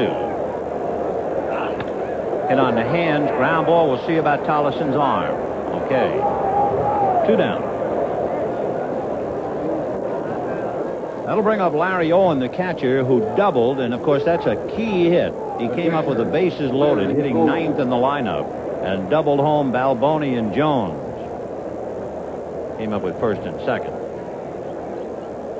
So a big 2 RBIs for Larry Owen. Then he struck out his last time up in the 4th inning. 6-5 Royals, bottom of the 6th. Willie Wilson on deck.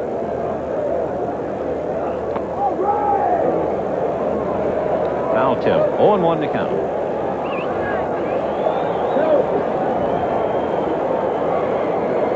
Time now as Dave Winfield over in the corner to retrieve a beach ball.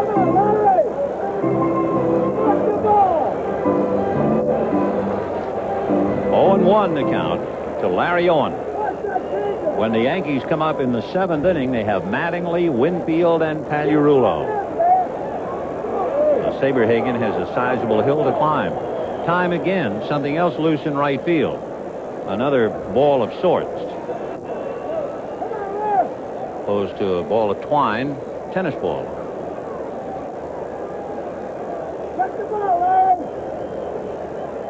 No balls and 1 strike to count to Larry Owen.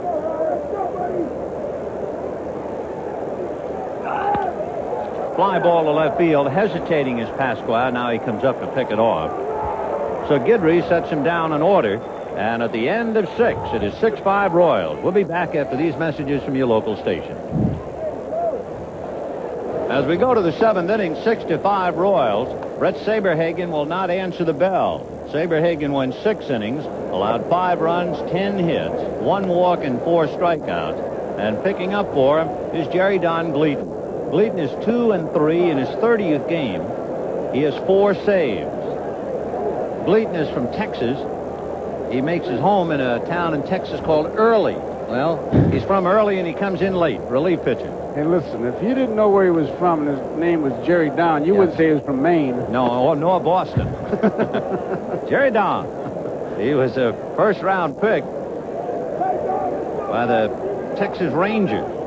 And he went to school at the University of Texas. There's Nancy Hauser. Mentioned Dick Hauser here watching the game. Lady in the purple dress.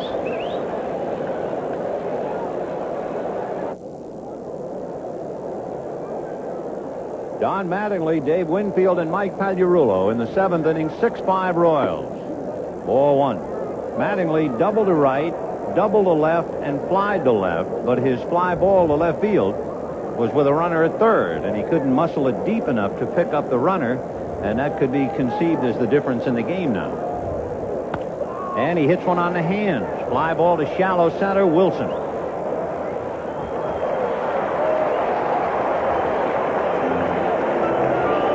One away, checking the scoreboard again in that Milwaukee, Texas game. Texas leading Milwaukee 5-0, but Paul Molitor got a base hit, so he's hit in 26 straight. Meanwhile, Toronto's winning, Detroit winning, and Minnesota winning. Puts a lot of pressure on the Yankees with both Detroit and Toronto out in front. Dave Winfield grounded to short, single to left to pick up a run, and grounded out. 1 for 3 with a run batted in, hitting .281.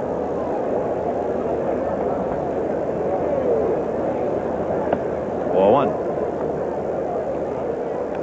Gleaton working on Winfield. And Pagliarulo on deck. Gleaton normally doesn't work too long. It might be he'd pitch 1 or 2 innings at the most.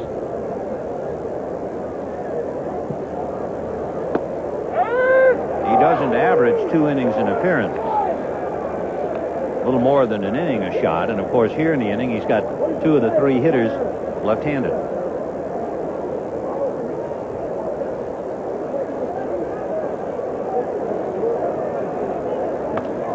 Fouled away. 1-2.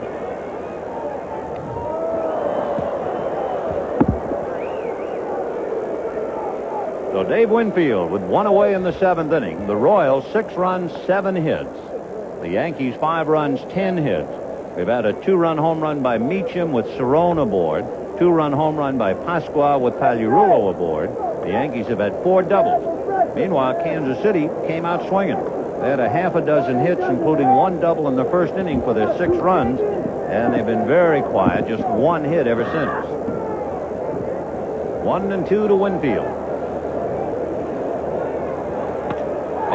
Simply banged to center for a base hit. Well, the Yankees again get a tying run aboard. That was a great shot because it was coming right from our center field camera. You saw it coming right back at you, and it was by Glayton before you knew what happened. Here it is. Watch it come right towards you. You take it. No, you take no, it. Thanks. All right, here's Mike Pagliarulo. With a runner at first representing the tying run, Pagliarulo has a single and a double in 3 trips. Winfield, standing at first, has stolen 5 out of 8, but they probably want to keep Brett on the bag and hold him. We'll see. And then Pagliarulo followed by another left-hand hitter, Dan Pasqua. 0-1.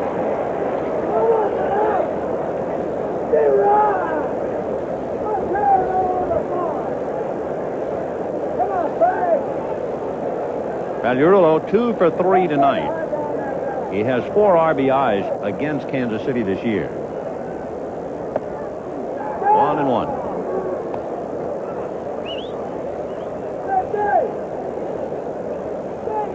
The Yankees have had excellent success this year against Baltimore and California. They've beaten them each 6 out of 7, and they've won 7 out of 10 from the Royals.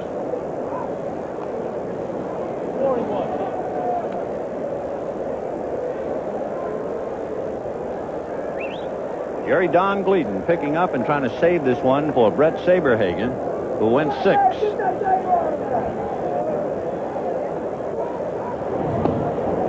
One and one. Get the feeling that's a big chunk of the baseball economy over there at first base. Oh, boy. That's a high-rent district. 1 ball, 1 strike. 1-2. You know, Gleaton's move is kind of unique. When he comes set, he takes that glove and goes up towards his head as he comes to the plate. I just wondered, you know, it doesn't look like he'd be too tough to read. Watch him. One thing about him, he is the only Royals pitcher to hold runners on like that. And there's a fly ball into right center and deep. Willie Wilson going back, and he has the range now to make the catch. And Winfield retreats to first base. Nothing like speed. Speed will erase the mistake. You can misjudge a ball, although Willie did not get that good a jump. He just outran it and made a pretty easy play out of it. So Dan Pasqua coming up with 2 out, Winfield at first. Pasqua struck out and lined out, and then in the 6th inning, hit one into the right field seats against Brett Saberhagen, who wobbled his way through and then came out. In the National League, Dodgers leading Cincinnati. That's particularly important for the Giants, who host Houston later on. Cardinals leading Pittsburgh. The Mets leading Montreal. Mets 5.5 back. Right. 0-1 to Pasqua with Rick Cerrone on deck. Dan Pasqua with 11 home runs, 32 runs batted in.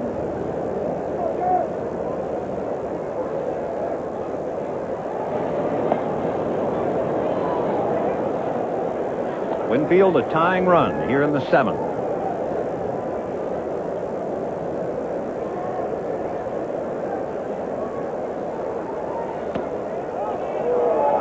One ball, 1 strike. Jerry Don Gleaton. Big fella, 6'3", 210. 30 years old.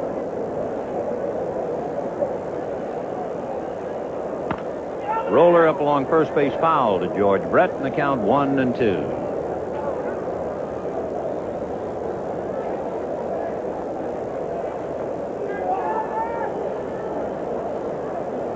When the Royals come up in the bottom of the 7th inning, they have the top of the order: Wilson, Smith, and Seitzer. If anybody gets on, George Brett.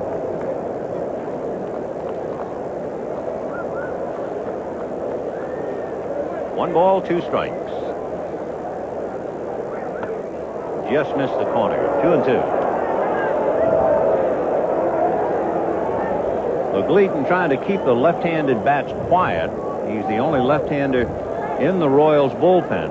Quisenberry, Stoddard, and Davis all right-handed.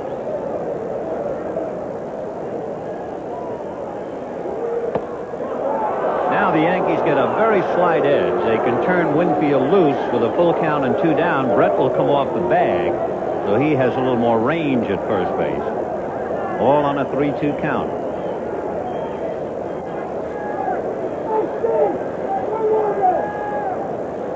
Winfield goes, and it's swung on and missed to take care of Pasquale. No runs, 1 hit, a man left at the end of 6 1/2. 6-5 Royals. Here's another edition of the 7th inning stretch. 1985, Brett Saberhagen of the Kansas City Royals had a dream season, compiling a record of 20-6 with a 2.87 ERA to earn Cy Young honors. Saberhagen won 2 more games against the St. Louis Cardinals in the World Series, including an 11-0 shutout in Game 7. Kansas City's Man of the Hour and World Series Most Valuable Player, Brett Saberhagen. But here in Kansas City, it is 6-5 in favor of the Royals as we go to the bottom of the 7th inning. Willie Wilson followed by Lonnie Smith, and then Kevin Seitzer coming up. This telecast presented by authority of Major League Baseball may not be reproduced or retransmitted in any form without the express written consent of Major League Baseball. NBC, nail files, beefed up balls, cork bats. What a game.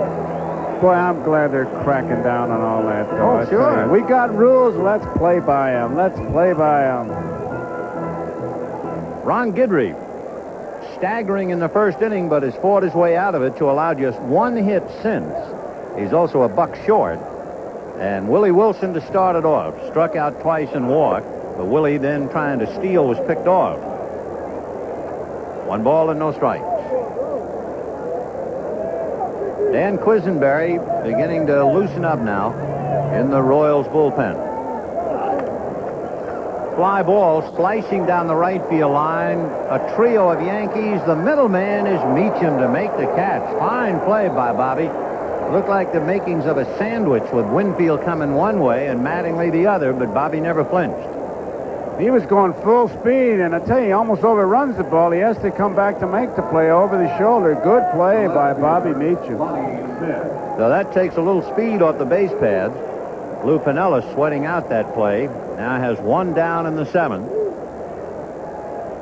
Good play by Meacham, and now Lonnie Smith. Double to left, fly to center, lined out to third. He killed the ball in the 4th inning, but he hit it right at Pagliarulo. Big curveball. When the Yankees come up in the 8th inning, if you're not keeping score and you wonder about it, Rick Cerrone, Bobby Meacham, and Wayne Tollison. Tim Stoddard in the Yankee pen. 2 balls, no strikes. Here's Big Tim. He is one of 3 right-handers in the Yankee pen, along with Charles Hudson and Brad Arnsberg. 3-0. Would you let him hit? Let Lonnie Smith hit? No. Terry Leach, 10-0, and it's conceivable we'll see Terry on Saturday when we do the Mets and the Cubs at Wrigley Field. 10 wins and no losses. And he walked. Davey Johnson has been talking about going with a 4-man rotation for a while, which would mean he would bring Gooden back on 3 days.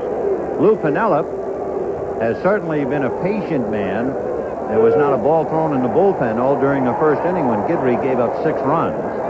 Lou now makes to the mound, and with 1 out, you have Kevin Seitzer and then George Brett. You have to believe that the number of pitches that Guidry has made is a deciding factor here, because he has made just well, he's walking right off. We just talked to him, and whatever Guidry said, he talked him out of it. He's got 108 pitches. Well, Saberhagen got over the 110 mark, and he was done. So Guidry might be on a little borrowed time now as Kevin Seitzer checks in. Seitzer singled to center to drive in a run, flied to left, and was called out on strike. It's interesting. 6 of the 7 Guidry strikeouts, the hitter has been caught looking.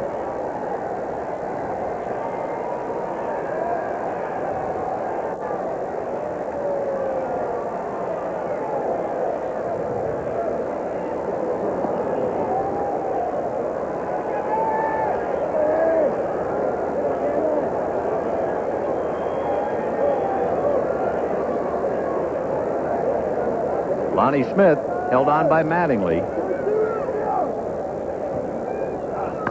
Check swing and a comebacker. Guidry goes to Tollison. Tollison makes the double play. Turned it nicely. So a 1-6-3 double play, and at the end of 7, it's 6-5 Royals. Hope you'll join us Saturday for the Saturday game of the week. It'll all start with Major League Baseball, an inside look. And then Joe and I will be at Wrigley Field, Chicago, to see the New York Mets and the Chicago Cubs.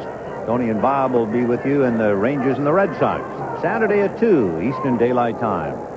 The Royals hanging on, leading the Yankees 6-5. The Yankees left the tying run aboard in the 6th, left the tying run aboard in the 7th. Now in the 8th inning, Rick Cerone, Bobby Meacham, and Wayne Tollison. And left-handed Jerry Don Gleaton is still out there.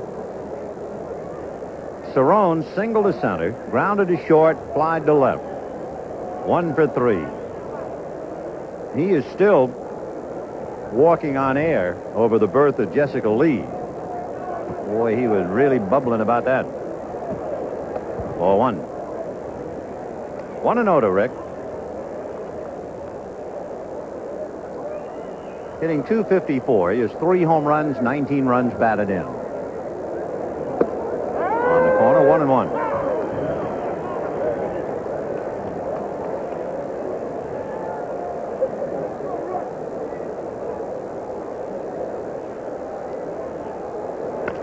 Ground ball to shortstop. Ross Jones is there.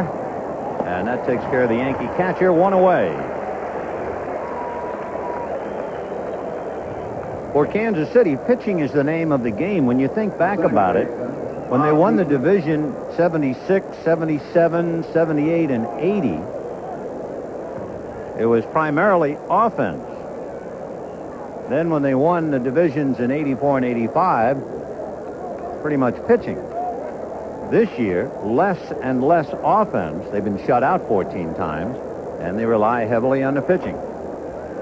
Their team earned run average is the lowest in the major leagues, but they also fail to score a lot of runs. That's why they're 5 back of Minnesota. 0-1 to count to Bobby Meacham. Hit a 2-run home run, flied to center, struck out. 1 ball, 1 strike.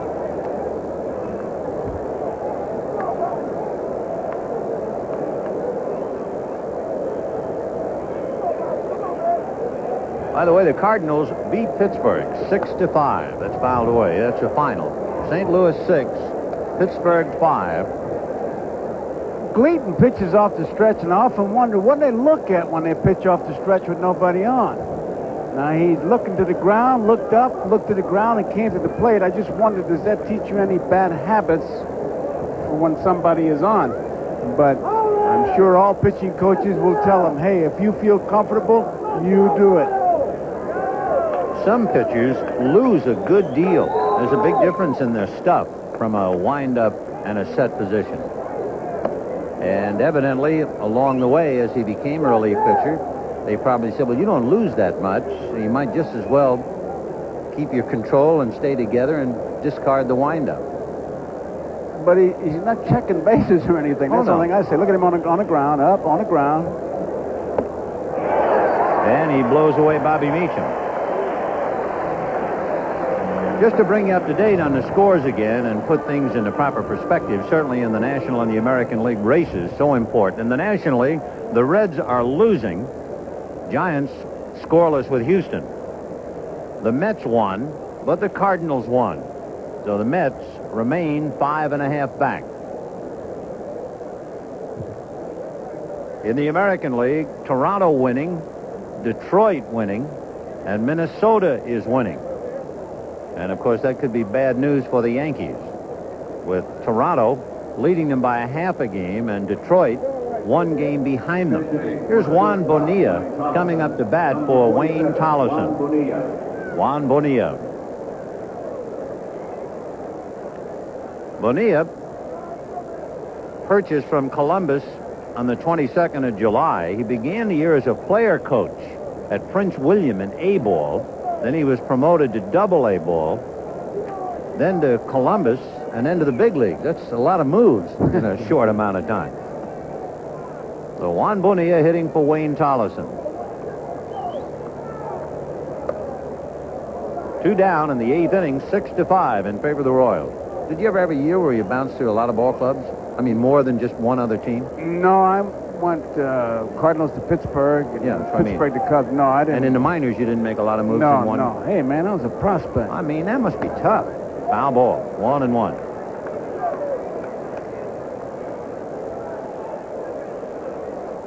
This was at the beginning of the day, so you can see what could happen to the Yankees. Should they lose, Detroit would be right with them, and Toronto would open up a little gap on New York. That is, if Toronto and Detroit each win and the Yankees stumble here. 1 ball and 1 strike to Bonilla. Ball 2, 2-1.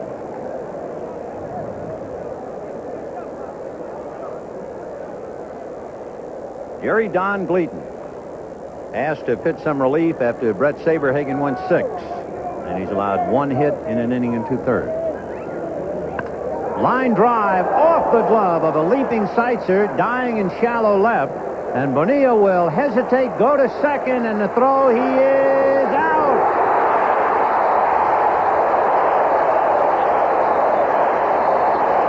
A real good play by Frank White. I mean, he gets the short hop. Seitzer almost has it. Lonnie Smith comes in. Now watch the play that Frank White makes at second base. He gets his short hop. Look at here. And that was the potential tying run.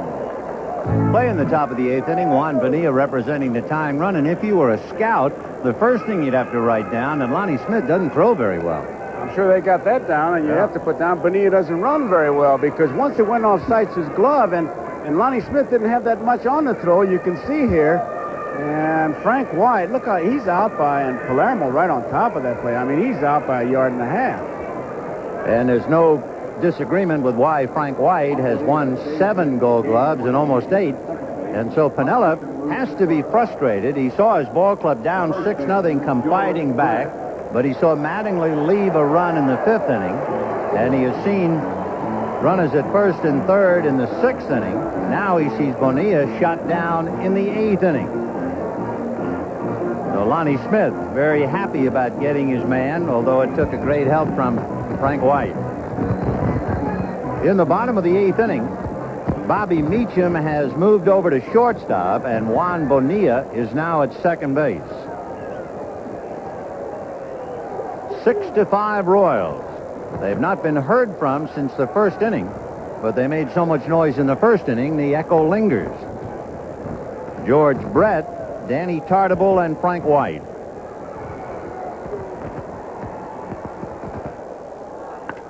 High drive, and that's a big one. Winfield looking, and that baby is gone.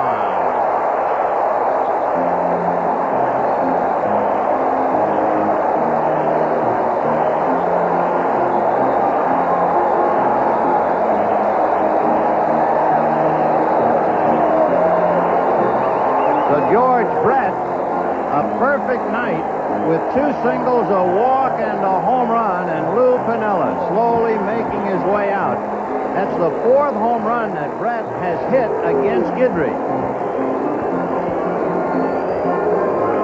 Looked like Cerrone wanted that ball to the outside part of the plate. Brett, who dives in with his stride, got the ball in the inside part of the plate, and he drove it high, wide, handsome. For George Brett, his 13th home run of the year, his 43rd run batted in, and Ron Guidry, after a disastrous 1st inning, allowed only 2 hits. But the 2nd hit, a home run by Brett. And what was a 1-run game, it's now 7-5 Royals. And a 2-run game when you're down on the road, it's a completely different game, and Piniella's the first to know it. Yes, sir. So it is 7-5 Royals. Exit Guidry, enter Stoddard, and we'll be back.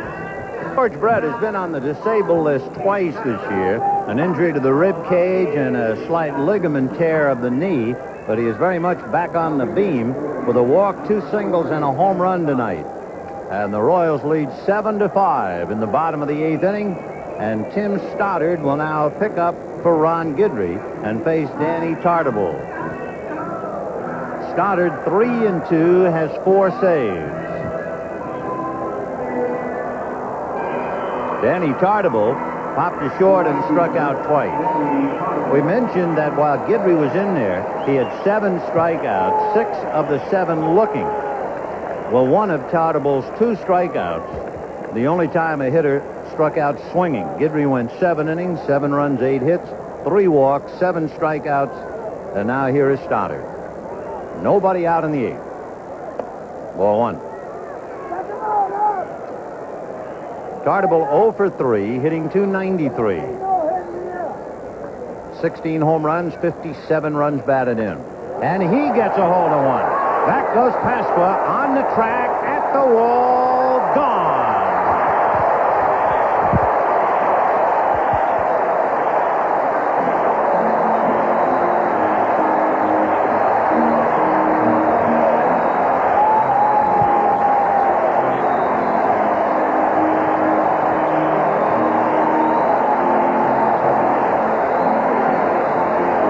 You make the moves, but there's nothing you can do. High fastball, and Tartabull, who really goes up there whacking him. From the time he leaves the bench, he's swinging. He hit one deep to left field. For Stoddard, the 10th home run that he has allowed, the Royals hit 4 home runs against the Yankees last night. And they came right back now in the 8th inning with back-to-back home runs by Brett and Tartabull. It is 4th time this year that the Royals have had back-to-back home runs, and they lead 8-5. Ball 2. So Danny Tartabull getting handshakes all around. Tartabull, 17 home runs, 58 runs batted in.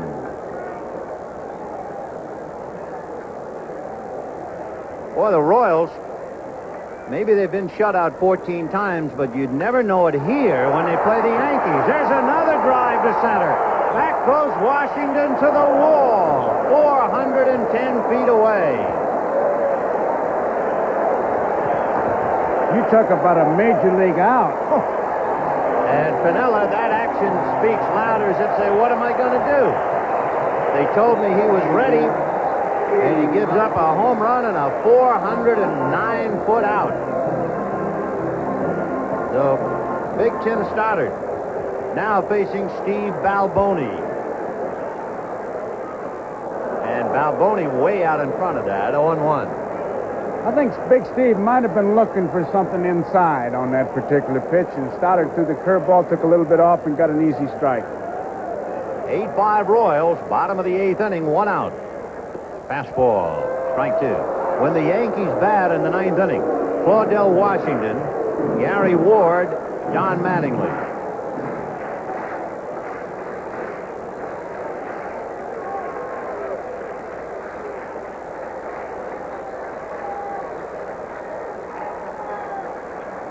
Cerrone doesn't know what he wants. I'll start all over. Let's begin again. You know, it points up again what's happening here. What has happened to the Yankees in Kansas City this year. The scores are somewhat remarkable. They have lost 13-1, 8-2, 10-1, and they've given up another 8 runs tonight. Must be a corked scoreboard. You get an idea where the problem is. Fouled off.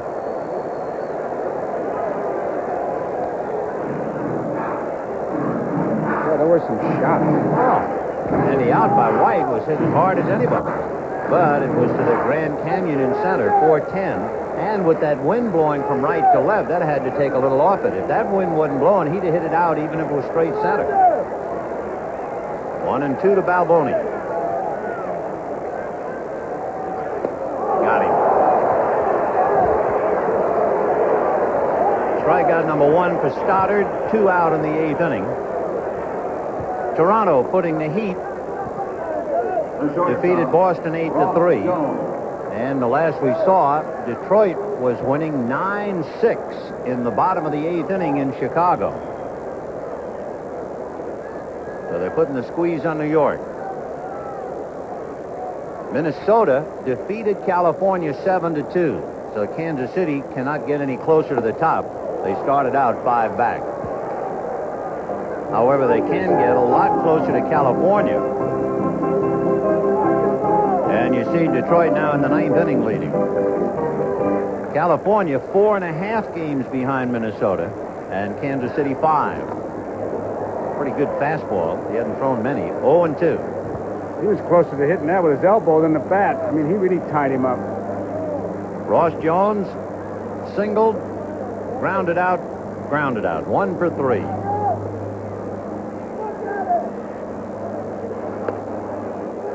So a fastball in and a fastball out, and the count 1-2. To repeat, Washington, Ward, and Mattingly with Winfield due up 4th in the top of the 9th.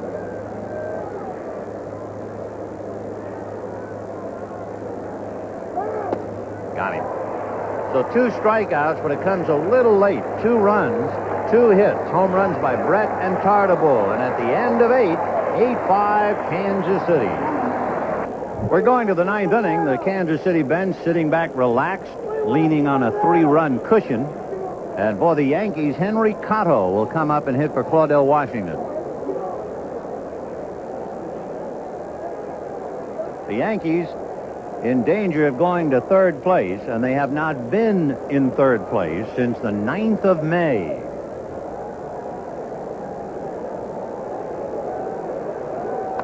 Foul ball into the crowd behind the Royals dugout.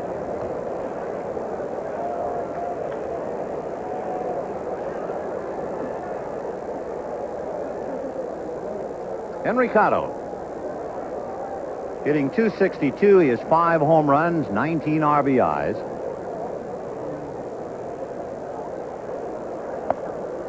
Oh, and 2. Gary Don Gleaton working a lot tonight, 3 innings. The paid attendance 35,651. 35,651. It's about 5,000 almost above the average here. 1 ball and 2 strikes. The Royals got 6 runs in the first inning and then put the bats to sleep. The Yankees got 2 in the second, 1 in the third, 2 in the sixth, left the tying run a couple of times, and then in the bottom of the 8th, home runs by Brett and Tartabull opened it up again. So it's 8-5 Royals, 9th inning. Royals trying to make it 3 in a row and 4 straight at home. And the Yankees on the edge of losing 3 straight and 11 of 14 on the road. Ground foul. This is the 9th game of a 10-game road trip for the Yankees, and they have only won 2 of them.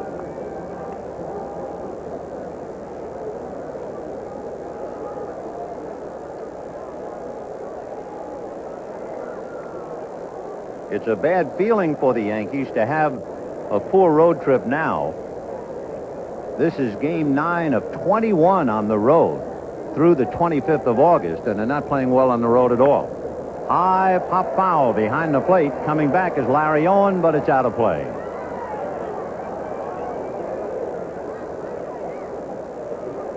Yankees trying for a miracle here in the 9th inning. They've won 14 games in their final at-bat.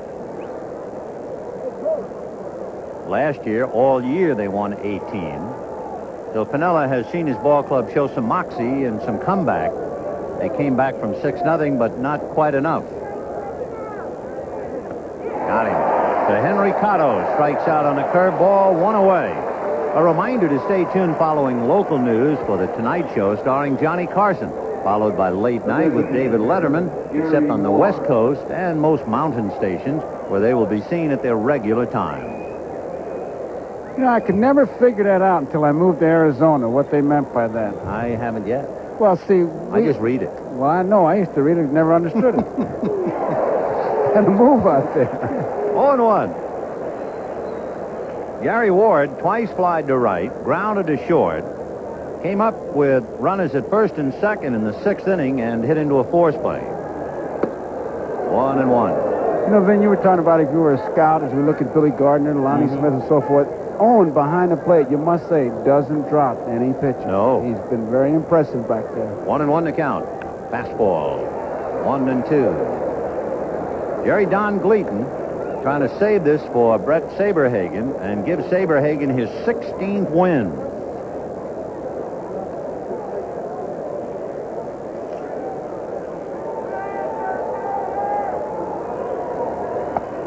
Dave Stewart of Oakland has won 15.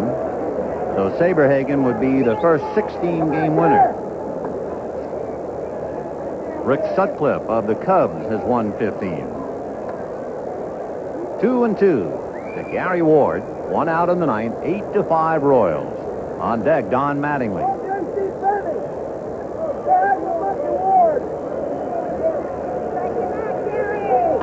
On the hands, a jam job and a fly ball to Willie Wilson.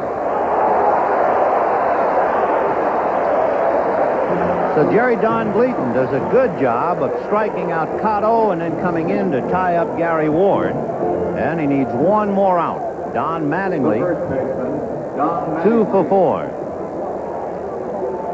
And if the pattern holds, Mattingly will take the first pitch. You would think that Gleaton would just fire a fastball right down the middle. Get ahead of him. Jerry trying to pick up his 5th save.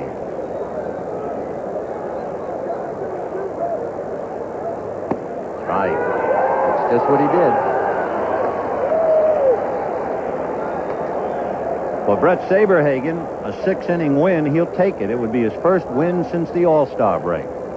Fouled away, so Mattingly in a hole now, 0-2. You know how many times he has struck out on 3 pitches this year? 1, 2, 3. No. 4 times. 4 times. You rarely see him take a check swing. Yeah. I mean, when he goes up there, he's got a great idea of what he wants to do. That's an amazing stat. Yeah, that's something. 0-2 the count to Don Mattingly.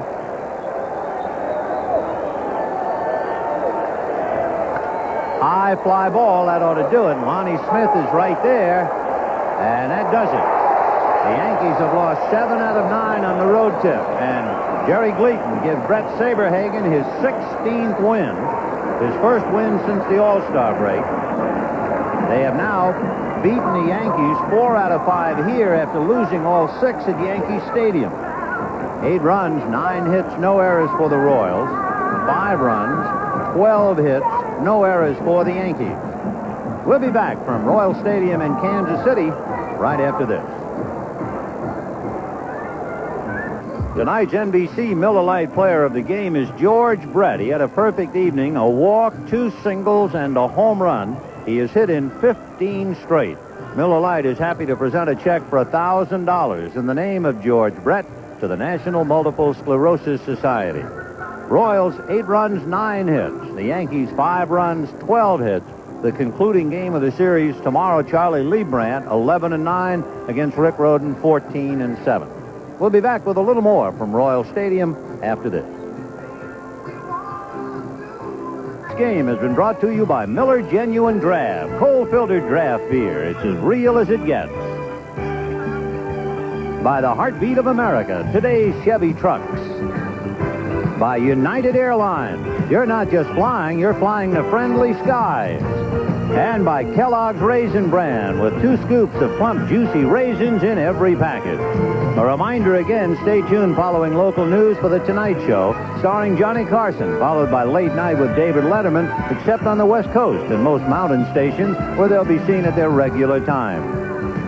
Kansas City defeating the Yankees 8-5. Toronto and Detroit won. Meanwhile, Kansas City a half a game back of the Angels, who are 4.5 behind Minnesota. Oakland game is just underway. For the Yankees, a bitter road trip. They've lost 7 out of 9. And tomorrow, they'll give the ball to Rick Rhoden and go against Charlie Leibrandt. Kansas City on the move. They're at the 500 mark. For Joe Garagiola, this is Vin Scully saying good night from Kansas City. A promotional fee has been paid.